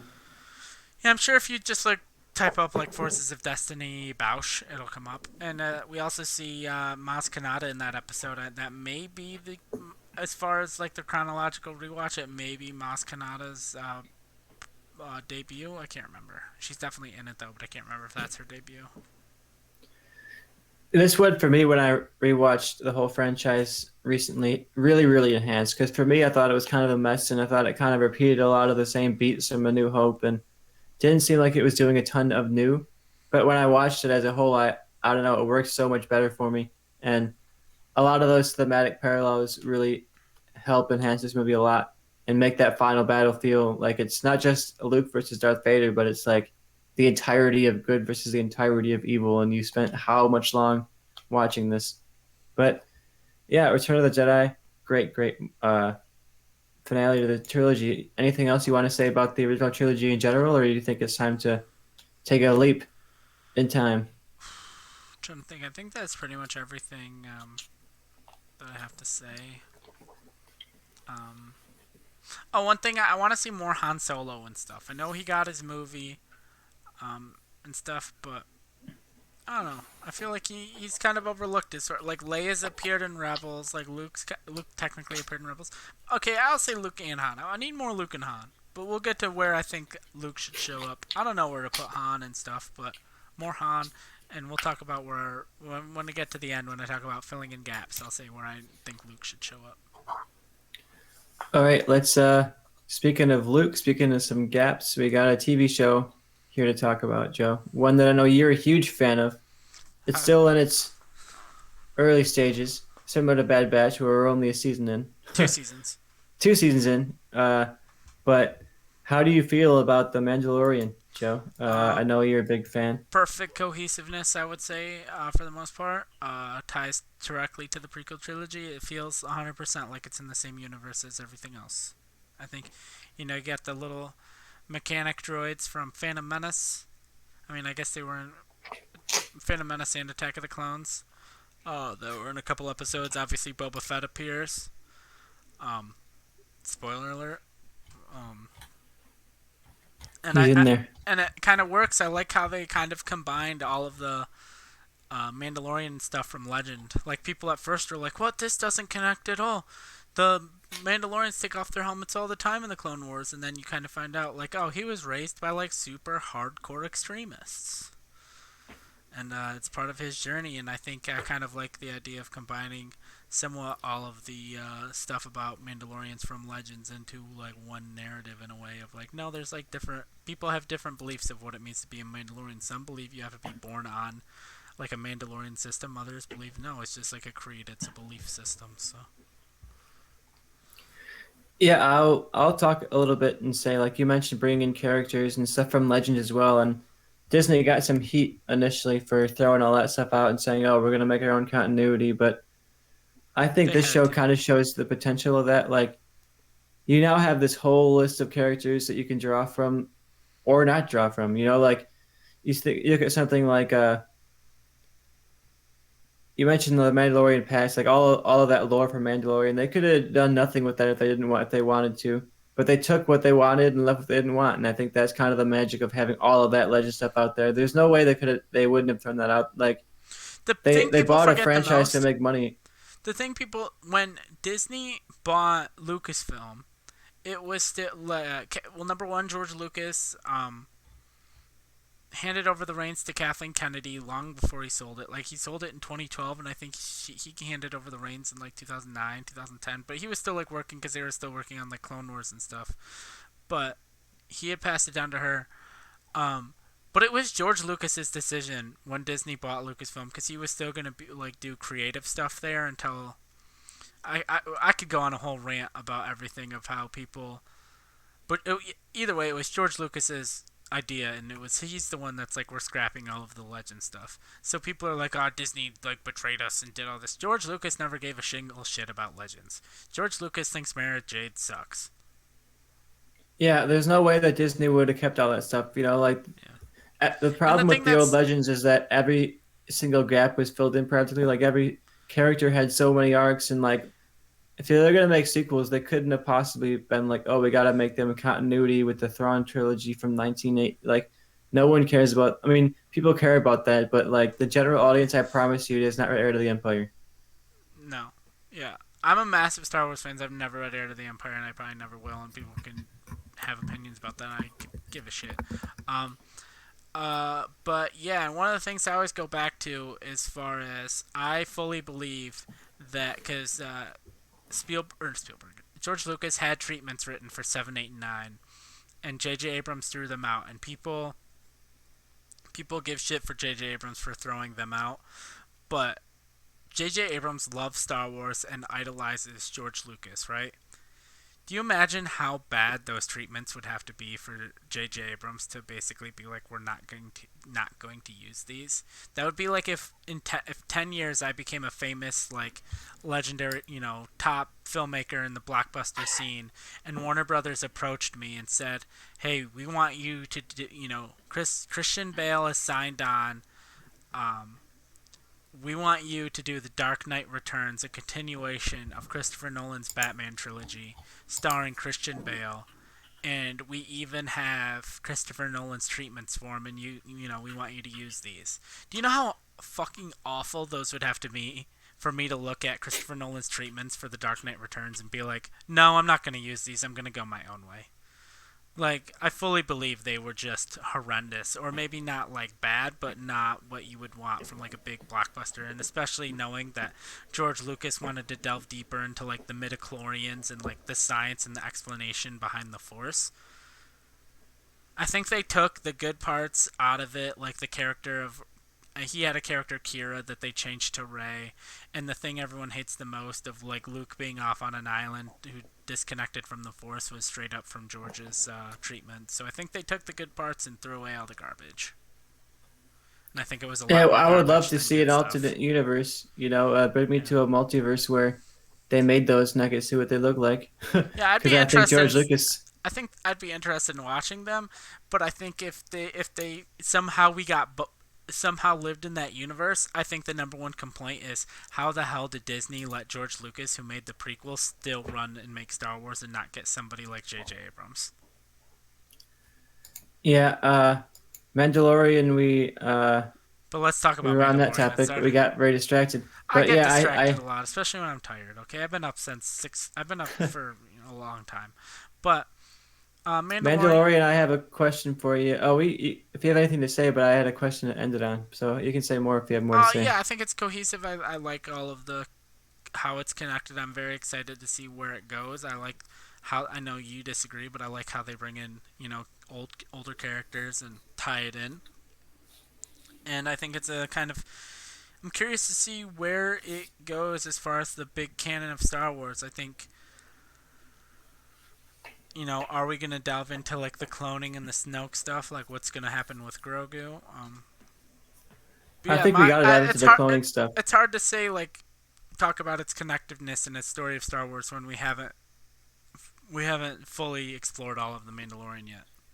Yeah, it's hard when the show hasn't finished. It's Yeah, similar to Bad Batch, where we don't really know where it goes. yeah, And a lot of these shows start off light and then they get more and more big and connective as they go. This is what I am looking forward to where they go yep, next. And yep, I don't love this show, but I have a really good time watching it, and I think it could get better going forward. Now that they've kind of gotten their cobwebs out and they've kind of got their characters set in place, I think they're in a good spot for a really compelling third season. yeah. And I also think it's interesting to get a show that's not about a Jedi at all. Like the Force is still present throughout the narrative in a way, but like the man Din Djarin is not a Jedi. He's not going to become a Not Jedi by the yet. end. He could be. But I love the idea that the Force acts as this guiding light, not just for Jedi, but for like the entirety of the universe. And as you watch Mandalorian, you can tell that even despite Din Djarin's unawareness, the Force still works within his story. And I am curious to see how they're going to balance all those characters too, because like I said, they brought in a lot of characters. So next season, it'll be interesting to see how they balance all that stuff. What was your question? My question was going to be about going forward next. You mentioned a lot of the characters connecting. You mentioned a lot of the cameos and the cohesiveness of this, and you wonder, oh, does this go down the Snoke route? Does this go down the Grogu route? Like, is he a main character? Is he gone?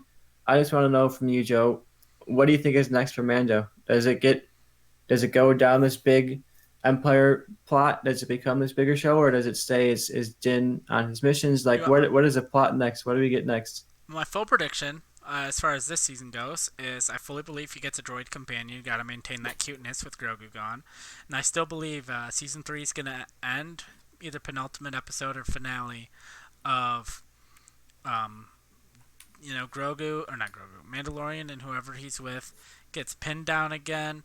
No hope. Everything's lost. They're all gonna die, and then something happens. Someone shows up, but this time it's Grogu. Um, Slightly aged up. They said all the time before that different species age differently, and everyone takes that to mean, oh, they age faster or slower. But that's not always, that's not what that fully means. Like the Grogu slash Yoda species could have like 4 puberties, or something weird where like he could be, a young child or like a teenager in a year's time. He could hit like some kind of growth spurt puberty thing and be a teenager the next time we see him, even though only a year has passed. Um, and I fully believe he's gonna show up, and this whole season is gonna be about Grogu learning what it means to be the Mandalore now that he holds the black saber. But I think he's gonna lose the black saber in a duel to the villain, who I think is still gonna be Giancarlo Esposito's character. Giancarlo Esposito's character has the black saber, is about to kill Din Djarin, and then Grogu shows up, defeats Giancarlo Esposito, and now takes the dark saber, maybe pulls it to himself with the Force, and now Mandalorian, and that's kind of the big cliffhanger ending is Grogu is the new basically Mandalore, and season 4 is Din Djarin having to teach everything he'd learned in season 3 to Grogu. Because the feeling I've had since about the finale of season 1 is that the title of the Mandalorian does not refer to Din Djarin, but in fact refers to Grogu. And because one of the big things we've been learning is like anyone can kind of be in Mandalorian. It's about learning the creed. It's he's a foundling, and I think it's gonna be, and just like Grogu's a foundling, and I think kind of the subtle message throughout is anyone can be a Mandalorian if they take the creed, even if hypothetically they are a little Yoda species. And that's how I think this series is going to go. I've had that theory for a long ass time, and I think the more I watch, the more I think it just makes sense. All right, I'm excited for what. If you guys want to hear us talk about Mandalorian, once it finally drops next year, me and Joe are going to be doing week-to-week coverage on this channel. So check us out here if you want to hear our thoughts episode by episode. Let's take a leap forward in time here, Joe. We Big we leap. just left Big leap. Yeah, we just left the original trilogy era. We Mandalorian just slightly after the destruction of the Death Star, and we're gonna take about 20 years, jump forward to Star Wars Episode 7, The Force Awakens. I think honestly we can kind of talk about the sequel trilogy instead of breaking it down movie by movie as far as cohesiveness and everything. Can kind of do the whole thing at once because I mean, 7 and 8 are back to back, and then nine's only a year later, and I do feel like it, and there's really nothing in between them. I mean, there's like random episodes of Resistance. Let's talk about Resistance, so when we end on 9, we can end on 9. But I mean, I basically already That said. works for me I've because already, I play. I've already kind of Yeah, said any everything thoughts I on need to say Resistance? about Resistance as far as cohesive. You know, if you've watched everything else and you still need Star Wars in your life, check out Resistance. Um, it ties into 9. The movies tie into it, but it doesn't tie back up into the movies, and that's kind of my big problem with it. I think the watching the finale of it was rewarding and it was a solid finale, but the show overall is not great, and it's nothing I would like be like, oh, you didn't like Clone Wars? Well, you need to watch Resistance, because if you don't like Clone Wars, you're definitely not gonna like Resistance. But yeah, that's really all I gotta say about the show. It's basically takes place on this station. It's about these group of pilots. A little bit of that same found family aspect. It's that hopeful show, but it's just aimed at a younger audience than even Rebels was. So All right, yeah, we said all we can really say about that. Let's hop on to the sequel trilogy. I'll run through all three of them really quick. We got The Force Awakens, a date I'll always remember, December 15th, 2015, the Thursday night showing of The Force Awakens. I went with my friends and my family, my dad and my friend. It was like a whole generation of Star Wars coming together to watch this. So it was pretty fun. Uh, Budget was slightly bigger than the last one, I will say that. $245 million budget. It made that back opening weekend though, with yeah, 247, or almost $248 million opening weekend. So it literally made its budget back in one weekend, and of course went on to gross a considerable amount of money it's still the highest worldwide. grossing domestic movie of all time, even though Endgame beat it opening weekend. It never beat it in the long haul. Yeah, I'll say the domestic numbers for this is 936,000 Million. or a million. I'm sorry, and worldwide it was $2 billion, which is just insane, Yeah, which is just unbelievable. That $1 billion mark.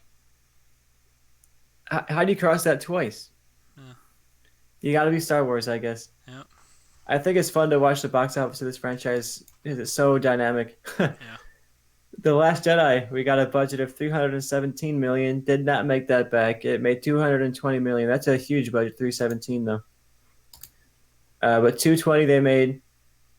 They ended up making domestically 620 total and 1.3 million worldwide. So Billion. they made money, not as much as the previous one, but people look at that movie as if it was some kind of like failure that nobody watched or something. But it made tons and tons of money. People don't like that movie because the same reason they don't like Nickelback, because the internet tells them to. The Rise of Skywalker, the ultimate finale of the Skywalker saga. Release date December 18th, 2019. A whopping budget of $275 million, smaller than the last one though somehow. And it made a domestic opening weekend of $177 million. Total worldwide gross of 1.07. So less than the previous ones had made. Uh, this was not a bomb, but certainly it made less money than it probably would have made if it was better, or at least if the word of mouth was a bit better on it. Yeah, But yeah, still, I mean, you can't complain about $1 billion to your movie. That's still a pretty big win for your franchise. yeah. Definitely We a talked reason to about fire Kathleen Kennedy. Yeah, I mean, we talked about this a lot, this franchise or this trilogy. So I don't think there's a ton to add to it in this conversation. But how do you feel that it holds up continuity wise, especially because this comes from a totally different studio? And I was wondering, like, as the studio changes hands, do you feel like the continuity got better or worse? How do you feel about Disney's entirety continuity stance? But before you get to that, Rise of Skywalker specifically, it tried to bring it all together. Joe, how did it do? So here's my thing that I kind of wanted to talk about because I feel like a lot of the positives are the same throughout and a lot of the negatives are the same throughout. And so instead of repeating myself 3 times, I'm like, let's just talk about this trilogy as a whole. I think, and it kind of ties back into one of the things I forgot to say about Mandalorian is I feel like a lot of the problems with this trilogy all stem from the same thing of like Dave Filoni and Jon Favreau talked about it. Like when Dave Filoni's writing Clone Wars, or when he was writing Rebels, or when he's working on The Mandalorian, and same thing with Jon Favreau working on The Mandalorian. When he wants to be inspired by something, he watches the things that inspired him or the things that inspired George Lucas. He's not like inspired to write Star Wars by watching Star Wars. He's not writing a love letter to Star Wars when they're writing Star Wars. They're like want to add new stuff to the language of Star Wars, so they watch, the stuff that inspires them. Where I feel like a lot of the sequel trilogy felt in a way like a love letter to Star Wars instead of just like it felt like the sequel trilogy was a love letter to Star Wars instead of Star Wars, if that makes sense. And That's my biggest problem with it too. I feel like that's the main problem of the sequel trilogy. And I know, like, I've used him as a director on um, movie Changeup, and I've gotten hate for it. But I think if I could go back in time, I would sacrifice The Mandalorian to have Jon Favreau do the sequel trilogy. Wow. As much Yeah, as I I mean, love, as much as I love The Mandalorian, I would rather have the sequel trilogy be better and more beloved. I ultimately do think this trilogy has a lot of highs and some pretty big lows, and it's unfortunate that the lows are so noticeable and they're so Yeah. glaring. And I have a feeling this will be a trilogy that similar to the prequels. Like you take away Clone Wars and the prequels are a lot Yeah. worse. And someday And I in the think, future, I'm sure we'll get a show, the Resistance Wars or and I, something, and it'll be like the prequel that makes this better. and I think part of it is I don't think you necessarily need a plan, right, to make a trilogy like a good trilogy, like the original Toy Story trilogy proved that. The Planet of the Apes trilogy proved that. The Indiana Jones trilogy proved that. Like the Dark Knight trilogy proved that. Like you don't need a plan to make a good trilogy. However, if you're doing a show that runs concurrent, that's being made concurrently with that movie, that has characters from the movie in it, I feel like you need a plan because so much of watching Resistance, I'm like, they don't know where to take this show because they don't know what this show is building towards. Because they can't know because the movies like they're building to a movie that they don't know anything about essentially. So if there's a point where the show pivots where instead of trying to connect to what's going to be in the future, they connect to what's the past was cuz they're like we got to connect to something. And so the pirates that are on the station just like find a bunch of like B1 battle droids and stuff and like they start connecting to like the prequels out of nowhere and it felt like I almost wonder if like the writing. I would like to go and see the timeline of them writing those episodes, and the timing of the switch in directors from Colin Trevorrow to J.J. Abrams of them being like, well, we got to start writing these episodes, but we have no idea what we're connecting to. Screw it, we're not connecting to 9 anymore. We'll just connect to the prequels and be like, at least we're connected to Star Wars. Yeah, I don't think you need a plan necessarily for a trilogy, like you said, but when you are telling this larger connected thing, not just to other shows, but like to this decades Yeah, long franchise, like you didn't have to make this a plot heavy trilogy with a bunch of characters that connect and a bunch of plot points that connect, but they chose to do that. And if that's what they wanted to do, they should have planned it out better, yeah. And Yeah, I like think the how do reason the you original, like the comics are all weird around this time because they didn't know what they were doing. Like there's comics with like Snoke and Ben and stuff because they didn't know what was going on. And I think they have learned their lesson because when they went and they're doing the High Republic, they had all of their like High Republic authors and all of the people working in the High Republic all like in meetings together working and talking and like shaping what the High Republic looked like. They had a book planned, like a Mandalorian book that they scrapped because they decided not to. They didn't want to like shoehorn Favreau and Filoni when it comes to writing The Mandalorian and be beholden to what was written in a book. So I think maybe when we're on like season 4, season 5, and what the Mandalorian is more shaped, more and more written, that I could see like a prequel book of the Mandalorian coming out, like him on a mission before, season 1, episode 1. Yeah, and I can't blame the J.J. Abrams for not connecting to books he didn't read, but like I can Yeah, blame Disney for being like, "Oh, Journey to the Force Awakens, you should read Aftermath, you should read this or that," and and I think, then none of it coming to fruition at all. yeah, and you might disagree, and maybe you will agree. I don't know, but like people are like, oh, like people should go and be able to make whatever movies they want to make. My opinion, if you want to go make whatever movie you want to make, go make whatever movie you want to make. You as a filmmaker have the right to do that. However, I think when you're working in these big franchises like Star Wars, like um, Marvel is, with you have these bigger universes where everything connects. I think you have to. I think part of the challenge and part of what could be fun essentially is like navigating the waters and not conflicting with everything and building on like random like one-off lines that have come before and like turning them into something. And I think to an extent, I don't really blame J.J. Abrams. I don't fully blame the people at Lucasfilm, but I think the people at Lucasfilm at some point should have told J.J. Abrams like, no, like you can't do that. Like Poe saying he used to be a spice runner or whatever in Episode 9. It's like, but he wasn't. Like in the comics, like there wasn't ever time. He's straight up. His parents were part of the rebellion, born on Yavin 4. Like he was always part of. He was essentially always part of the resistance. Like there was never a moment, and so now the comic writers have to like go back and find some random time he would have been a spice runner. Yeah, there's a lot of little things like that, and I think the fact that these movies had no plan and yet we're trying to sell us on the fact that there was a plan is the biggest problem. Like there was no plan, but they were trying to sell us on this fact that like, oh, we're telling this big story, so Yeah, you'll gotta read Aftermath. You don't gotta read it, but you're gonna get something out of it if you do. And if you read this, you'll get something out of it if you do. And I mean, I guess you see the main character of Aftermath in Force Awakens, like he's there yeah, throughout the sequel trilogy. yeah. And I think But too. I think if you're doing shows that are running concurrently with the movies, I think you should have the either the main characters of the movie appear as background characters of the show, or background characters of the movie appear as main characters of the show, and vice versa, right? So like,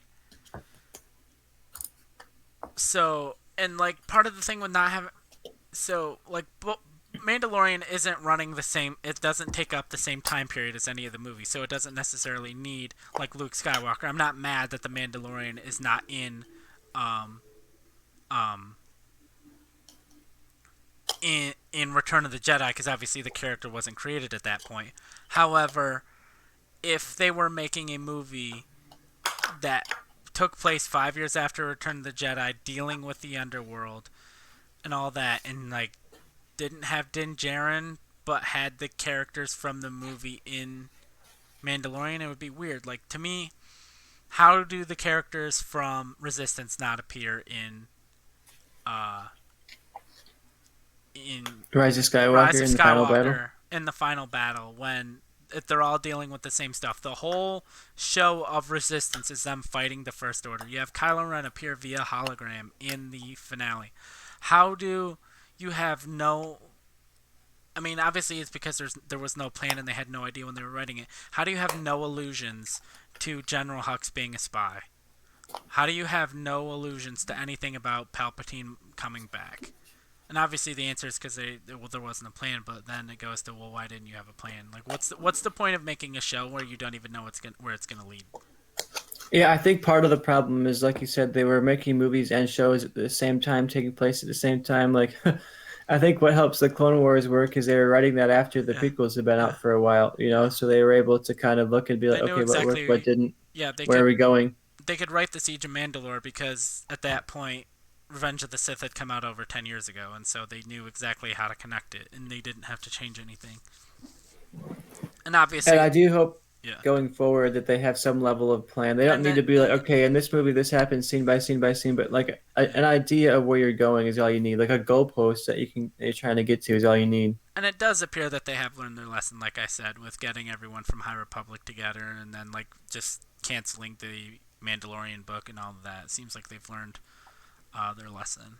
And Yeah, I hope so too because I don't want to be like, oh, stop doing interconnected stories because I feel like that's part of the love of Star Wars is that it's all this big, huge conglomerate of a shared thing that you can never get yeah, out of. You know, they're not going to pull like a Halloween where they're like, oh, none of it happened other yeah, than like the first one now. We're starting over, you know, or an Alien. yeah. It's all Star Wars. So But as far as the positives of it connecting, there are things I like where it connect to the themes. Like Kylo Ren saying, "I'll finish what you started," and in a way he does because he's talking about Anakin, and at that moment he's implying like killing all of the Jedi and doing that. But ultimately, it turns out being like Anakin's goal was saving the ones he loved and stop them from dying, and Kylo Ren does the same thing by like transferring his life force into Rey and saving Rey, ultimately leading his own death and sacrifice. And then you have, to me, it kind of makes sense if Palpatine lives because his whole thing, his whole big famous speech in Revenge of the Sith was, um, uh, what's his name? Uh, Palpatine Sidious's master was Plagueis. Plagueis, had learned how to cheat death, and he taught it to his apprentice. Well, his apprentice was Sidious, and so it makes sense that Sidious, lived. I would have liked more hint to it and have it not come out of nowhere. But people that are completely against Sidious coming back, I'm like, well, if you want Revenge of the Sith, it's honestly would have been weird if he didn't, to be honest. Yeah, I think the Revenge of the Sith scene definitely sets up a return for Palpatine. And Yeah, I just don't like the execution and explanation of it, but to me it makes sense that he comes back. And I think it also, all of what Palpatine says in Rise of Skywalker, of like, oh, strike me in anger and I can like transfer my essence into you, that he says to Rey, ties into Return of the Jedi, where in anger, Anakin swings at Palpatine and Vader blocks the shot. So you watch it for, before episode 9 comes out, you think Vader's protecting Palpatine, he's protecting Luke from killing Palpatine. But you watch that scene again after Rise of Skywalker, and it's like, was Vader protecting Palpatine, or was Vader actually protecting Luke from basically stopping Luke from killing Palpatine and Palpatine being able to transfer his life essence into Luke? yeah, I think the Palpatine question is one that because I want to move to here just kind of like what do you want more of? What questions do you want Uh, answered? And I think okay, the Palpatine question is one that I definitely want to get answered. yeah. Is So like, that's give me some more clarity on the timeline of this. Like, what was the plan? When did it start? Like, yeah. who knew? I think Bad Batch. I think Bad Batch and Mandalorian, or like the Mando verse, are both gonna kind of go into it and tie into it, and kind of maybe I could see Bad Batch explaining Palpatine and Mandoverse explaining Snoke, Mm-hmm. and so they both kind of each cover one. Because how did we never get explanations for either? But other gaps I would like filled is, I think part of the thing people don't like with The Last Jedi is we go from Luke being like, I'm gonna be a Jedi, immediately next time we see Luke being like, fuck the Jedi. So I think seeing more Prime Luke, like we got a little bit in Mandalorian, and like I think the number one show I want is a Crimson Dawn show with Darth Maul, which I think is another gap that needs to be filled. Is we see kind of the origin of Crimson Dawn a little bit in uh, the end of Clone Wars.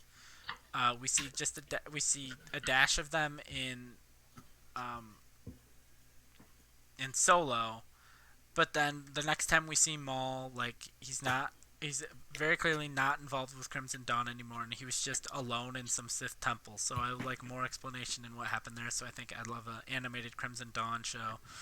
But the other show I want to give us more Prime Luke is an animated show that follows Luke training Ben, and I would start the season premiere would be Han and Leia dropping Ben off with Luke, being like, "You need to train him. He has the Force." blah blah blah. And the series finale is Ben Solo turning to the dark side and destroying the temple, and Luke just on his hands and knees, being like, kind of like, "What have I done?" I think that's definitely. I think the sequel trilogy will benefit so much from filling in some of these gaps, and the Luke gap, especially the resistance, like the kind of the rise of the resistance in the First Order, like what happened between then and now. We don't really get a clear picture of that movie wise of what that was like. Uh, Books we do, but like books are canon until they're not canon in Star Wars. yeah. And then another gap it's not a gap actually, because it's before anything we've seen, is a line that Palpatine has in Revenge of the Sith. I think he says that it was, "Once more the Sith will rule the galaxy." That's been my number one thing of like, what did that look like? I'm picturing like an army of Sith just like roaming through people, and the Jedi are just so outnumbered. There's nothing they can do. You wonder if that's what the High Republic is going to eventually build towards, Yeah. because the Sith don't exist at this point in the High Republic. Well, the Sith. I mean, the High Republic is the High Republic's only like goes up to 200 years before, so I think the High Republic's too late. I You're think right. I just thought about that. so. It I would think have to of be Old pre. Republic, but this is not nearly as old as Old Republic. Yeah, High Republic is like 500 years to like 200 years or something before Phantom Menace. So High Republic's too late for that. But I think if you do Old Republic, um, maybe like 3,000 years before. I think one of the things Acolyte might be covering, uh, which is like the end of the High Republic, is a question I've always had: is what were the Sith doing? So the Sith were like expected to be or considered like gone for like 1,000 years. Well, they had to be somewhere because they were training students. So what were they doing? And is that what Acolyte's going to kind of cover? Is explain like, hey, this is what the Sith were doing the whole time. Yeah, I think that'll be the High Republic is like a totally new era to explore, and I think that's clear that the era that Disney wants to be focusing on a bit. They have all these books, but now they're launching TV show, and That I think game. if the show goes well and the game too, Well, I who think if knows how that that game will go? Because reasons. yeah, there's some stuff behind the scenes of that game that are making me less excited for it than I was beforehand. But that I think shows a Disney's interest in the era of the High Republic. So I do think that's probably the next era they're going to want to fill in, and it disconnects them enough that they don't have to worry about like, oh, Luke would never do that or this or Yeah. that. But you could still bring in Yoda if you wanted to, but that's pretty much all you got. Yeah.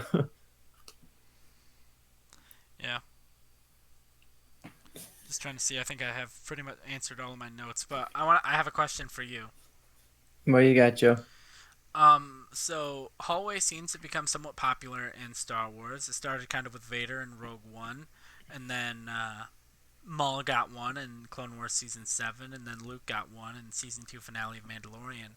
So, is there a character you'd like to see have a hallway fight scene, and where would you like to see it? I would love a hallway fight scene that is not with a lightsaber. We gotten three really, really good lightsaber hallway fight I don't scenes, think so it would be cool. the Maul one was not. I don't think. Oh, you're right. You're right. I I was thinking because he's a Sith that probably had a lightsaber No, out, but he had I a guess he he just had didn't. like scraps of metal he pulled off of the wall and was just like fighting with that. He was just like throwing scraps of metal at people. Yeah, I would love a hallway fight scene. I would. I think it would be cool to get someone like some kind of alien creature, like a Zeb or something like Oh that, yeah. that could be really brutal. And I would. I think it would be fun to see a Zeb hallway fight scene. He could be tearing guys apart, and throwing them against the walls, and you get like Chewie pulling out. They talk about how Wookiees pull arms out from their sockets, but we never really got to see that in action. So it could be cool to get Zeb, the original Wookiee, Maybe out there tearing people apart. maybe in the Ahsoka show he appears. That would be cool. That could be his opening scene. He tears down this hallway, killing stormtroopers or something. Yeah, I like it. That's my answer. A Zeb hallway scene. I Nice. like that. I think we've covered a lot of Star Wars here today, Joe. We went on for a while, but it was a fun conversation. We covered the gambit, decades of filmmaking and storytelling. Yeah. You're officially done. You finished the story, not just Star Wars, but you finished the epic long podcast, Joe. How do you feel? Are you free, or are you just preparing for the next stage of Star Wars? I'm preparing. I kind of want to watch the mall hallway fight scene. Is what I want to watch. Uh, but Yeah, that'd be a fun one. but one of the things I wanted to bring up a little bit before we sign off is I mean I kind of touched on it a little bit, but the Palpatine being the main villain of Star Wars, right? Mm-hmm. And I think it kind of just fits with everything. He's kind of this ultimate big bad, and so I kind of like JJ bringing him back. I know we touched on it, but I just wanted to bring it up again.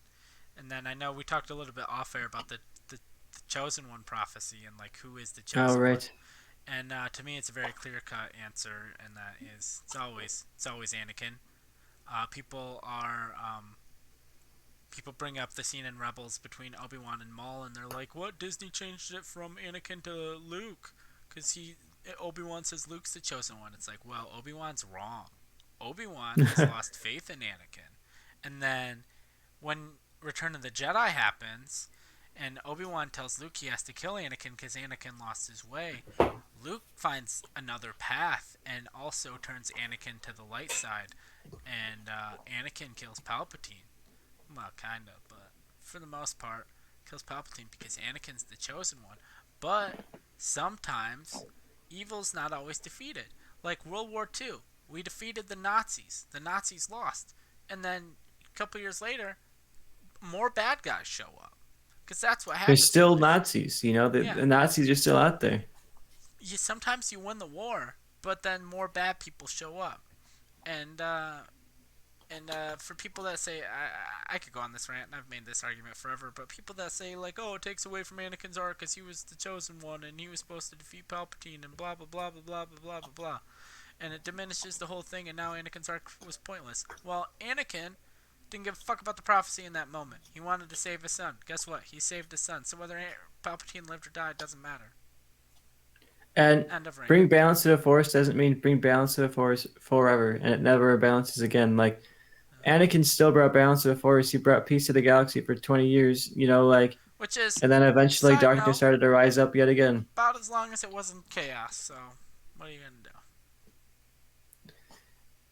Yeah, and I think Guess what? Anakin still works. You If know, se- still the chosen one. if 7, 8, and 9 were beloved and everyone thought they were amazing, guess what? Uh, No one asked that question. no, I would say 10, 11, and 12 would be on the horizon, far in the horizon, but on the horizon. And people would be if 7, 8, 9 were like not quite. I don't think anything could ever reach original trilogy level because of nostalgia and all that. But if 7, 8, 9 all had like mid 90 percentage on Rotten Tomato audience and critic score, and they were more beloved than the MCU, like we would all be asking the question like when are 10, 11, and 12 gonna come? And guess what? There would have been bad guys in those ones too. So what are you gonna do? We've reached the end, Joe. The culmination That's all of I have. I just have so many Star Wars rants I could go on because Star Wars fans are stupid. yeah, Star Wars is a franchise that both of us could rant on for a while, and we already have. Yeah, that's all If I you gotta look at the say. episode here, any All any right. final thoughts, Joe? Any last words? So I have some You more rant. No, yeah, I think any no, last ramblings? no. I think that's it. Yeah, I think we've covered the whole gambit here. Thank you, Joe, for joining me on this. You did all the work here. You did all the watching. I just sat here and asked you the questions. So thanks for watching all that Star Wars stuff.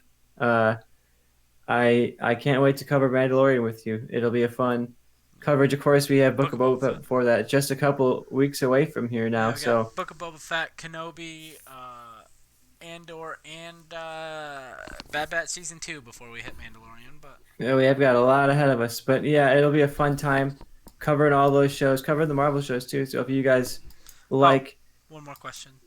what do you got, Joe? My More my questions. second favorite character in all of Star Wars is Hondo. If he appears in one show, what show will it be? You don't gotta give an explanation. Just give me a title, and that's the last thing I'll say. Book of Boba Fett. Okay, moving on. I'm saying Kenobi.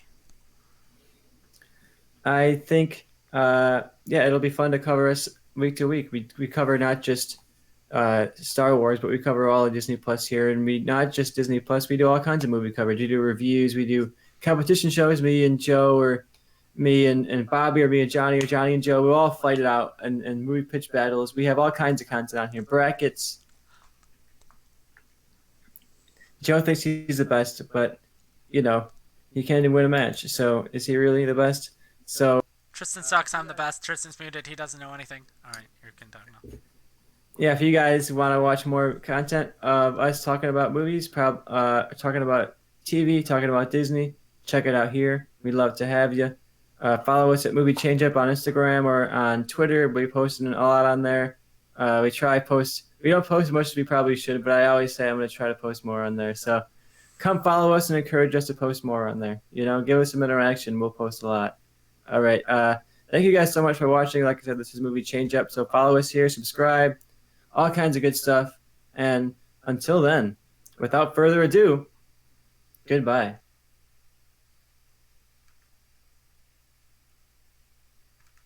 Hey, thank you for watching the Movie Change Up podcast. We'd really appreciate if you liked, commented, subscribed, and shared us with anyone you think might be into what we're doing over here. Thank you. Have a nice day.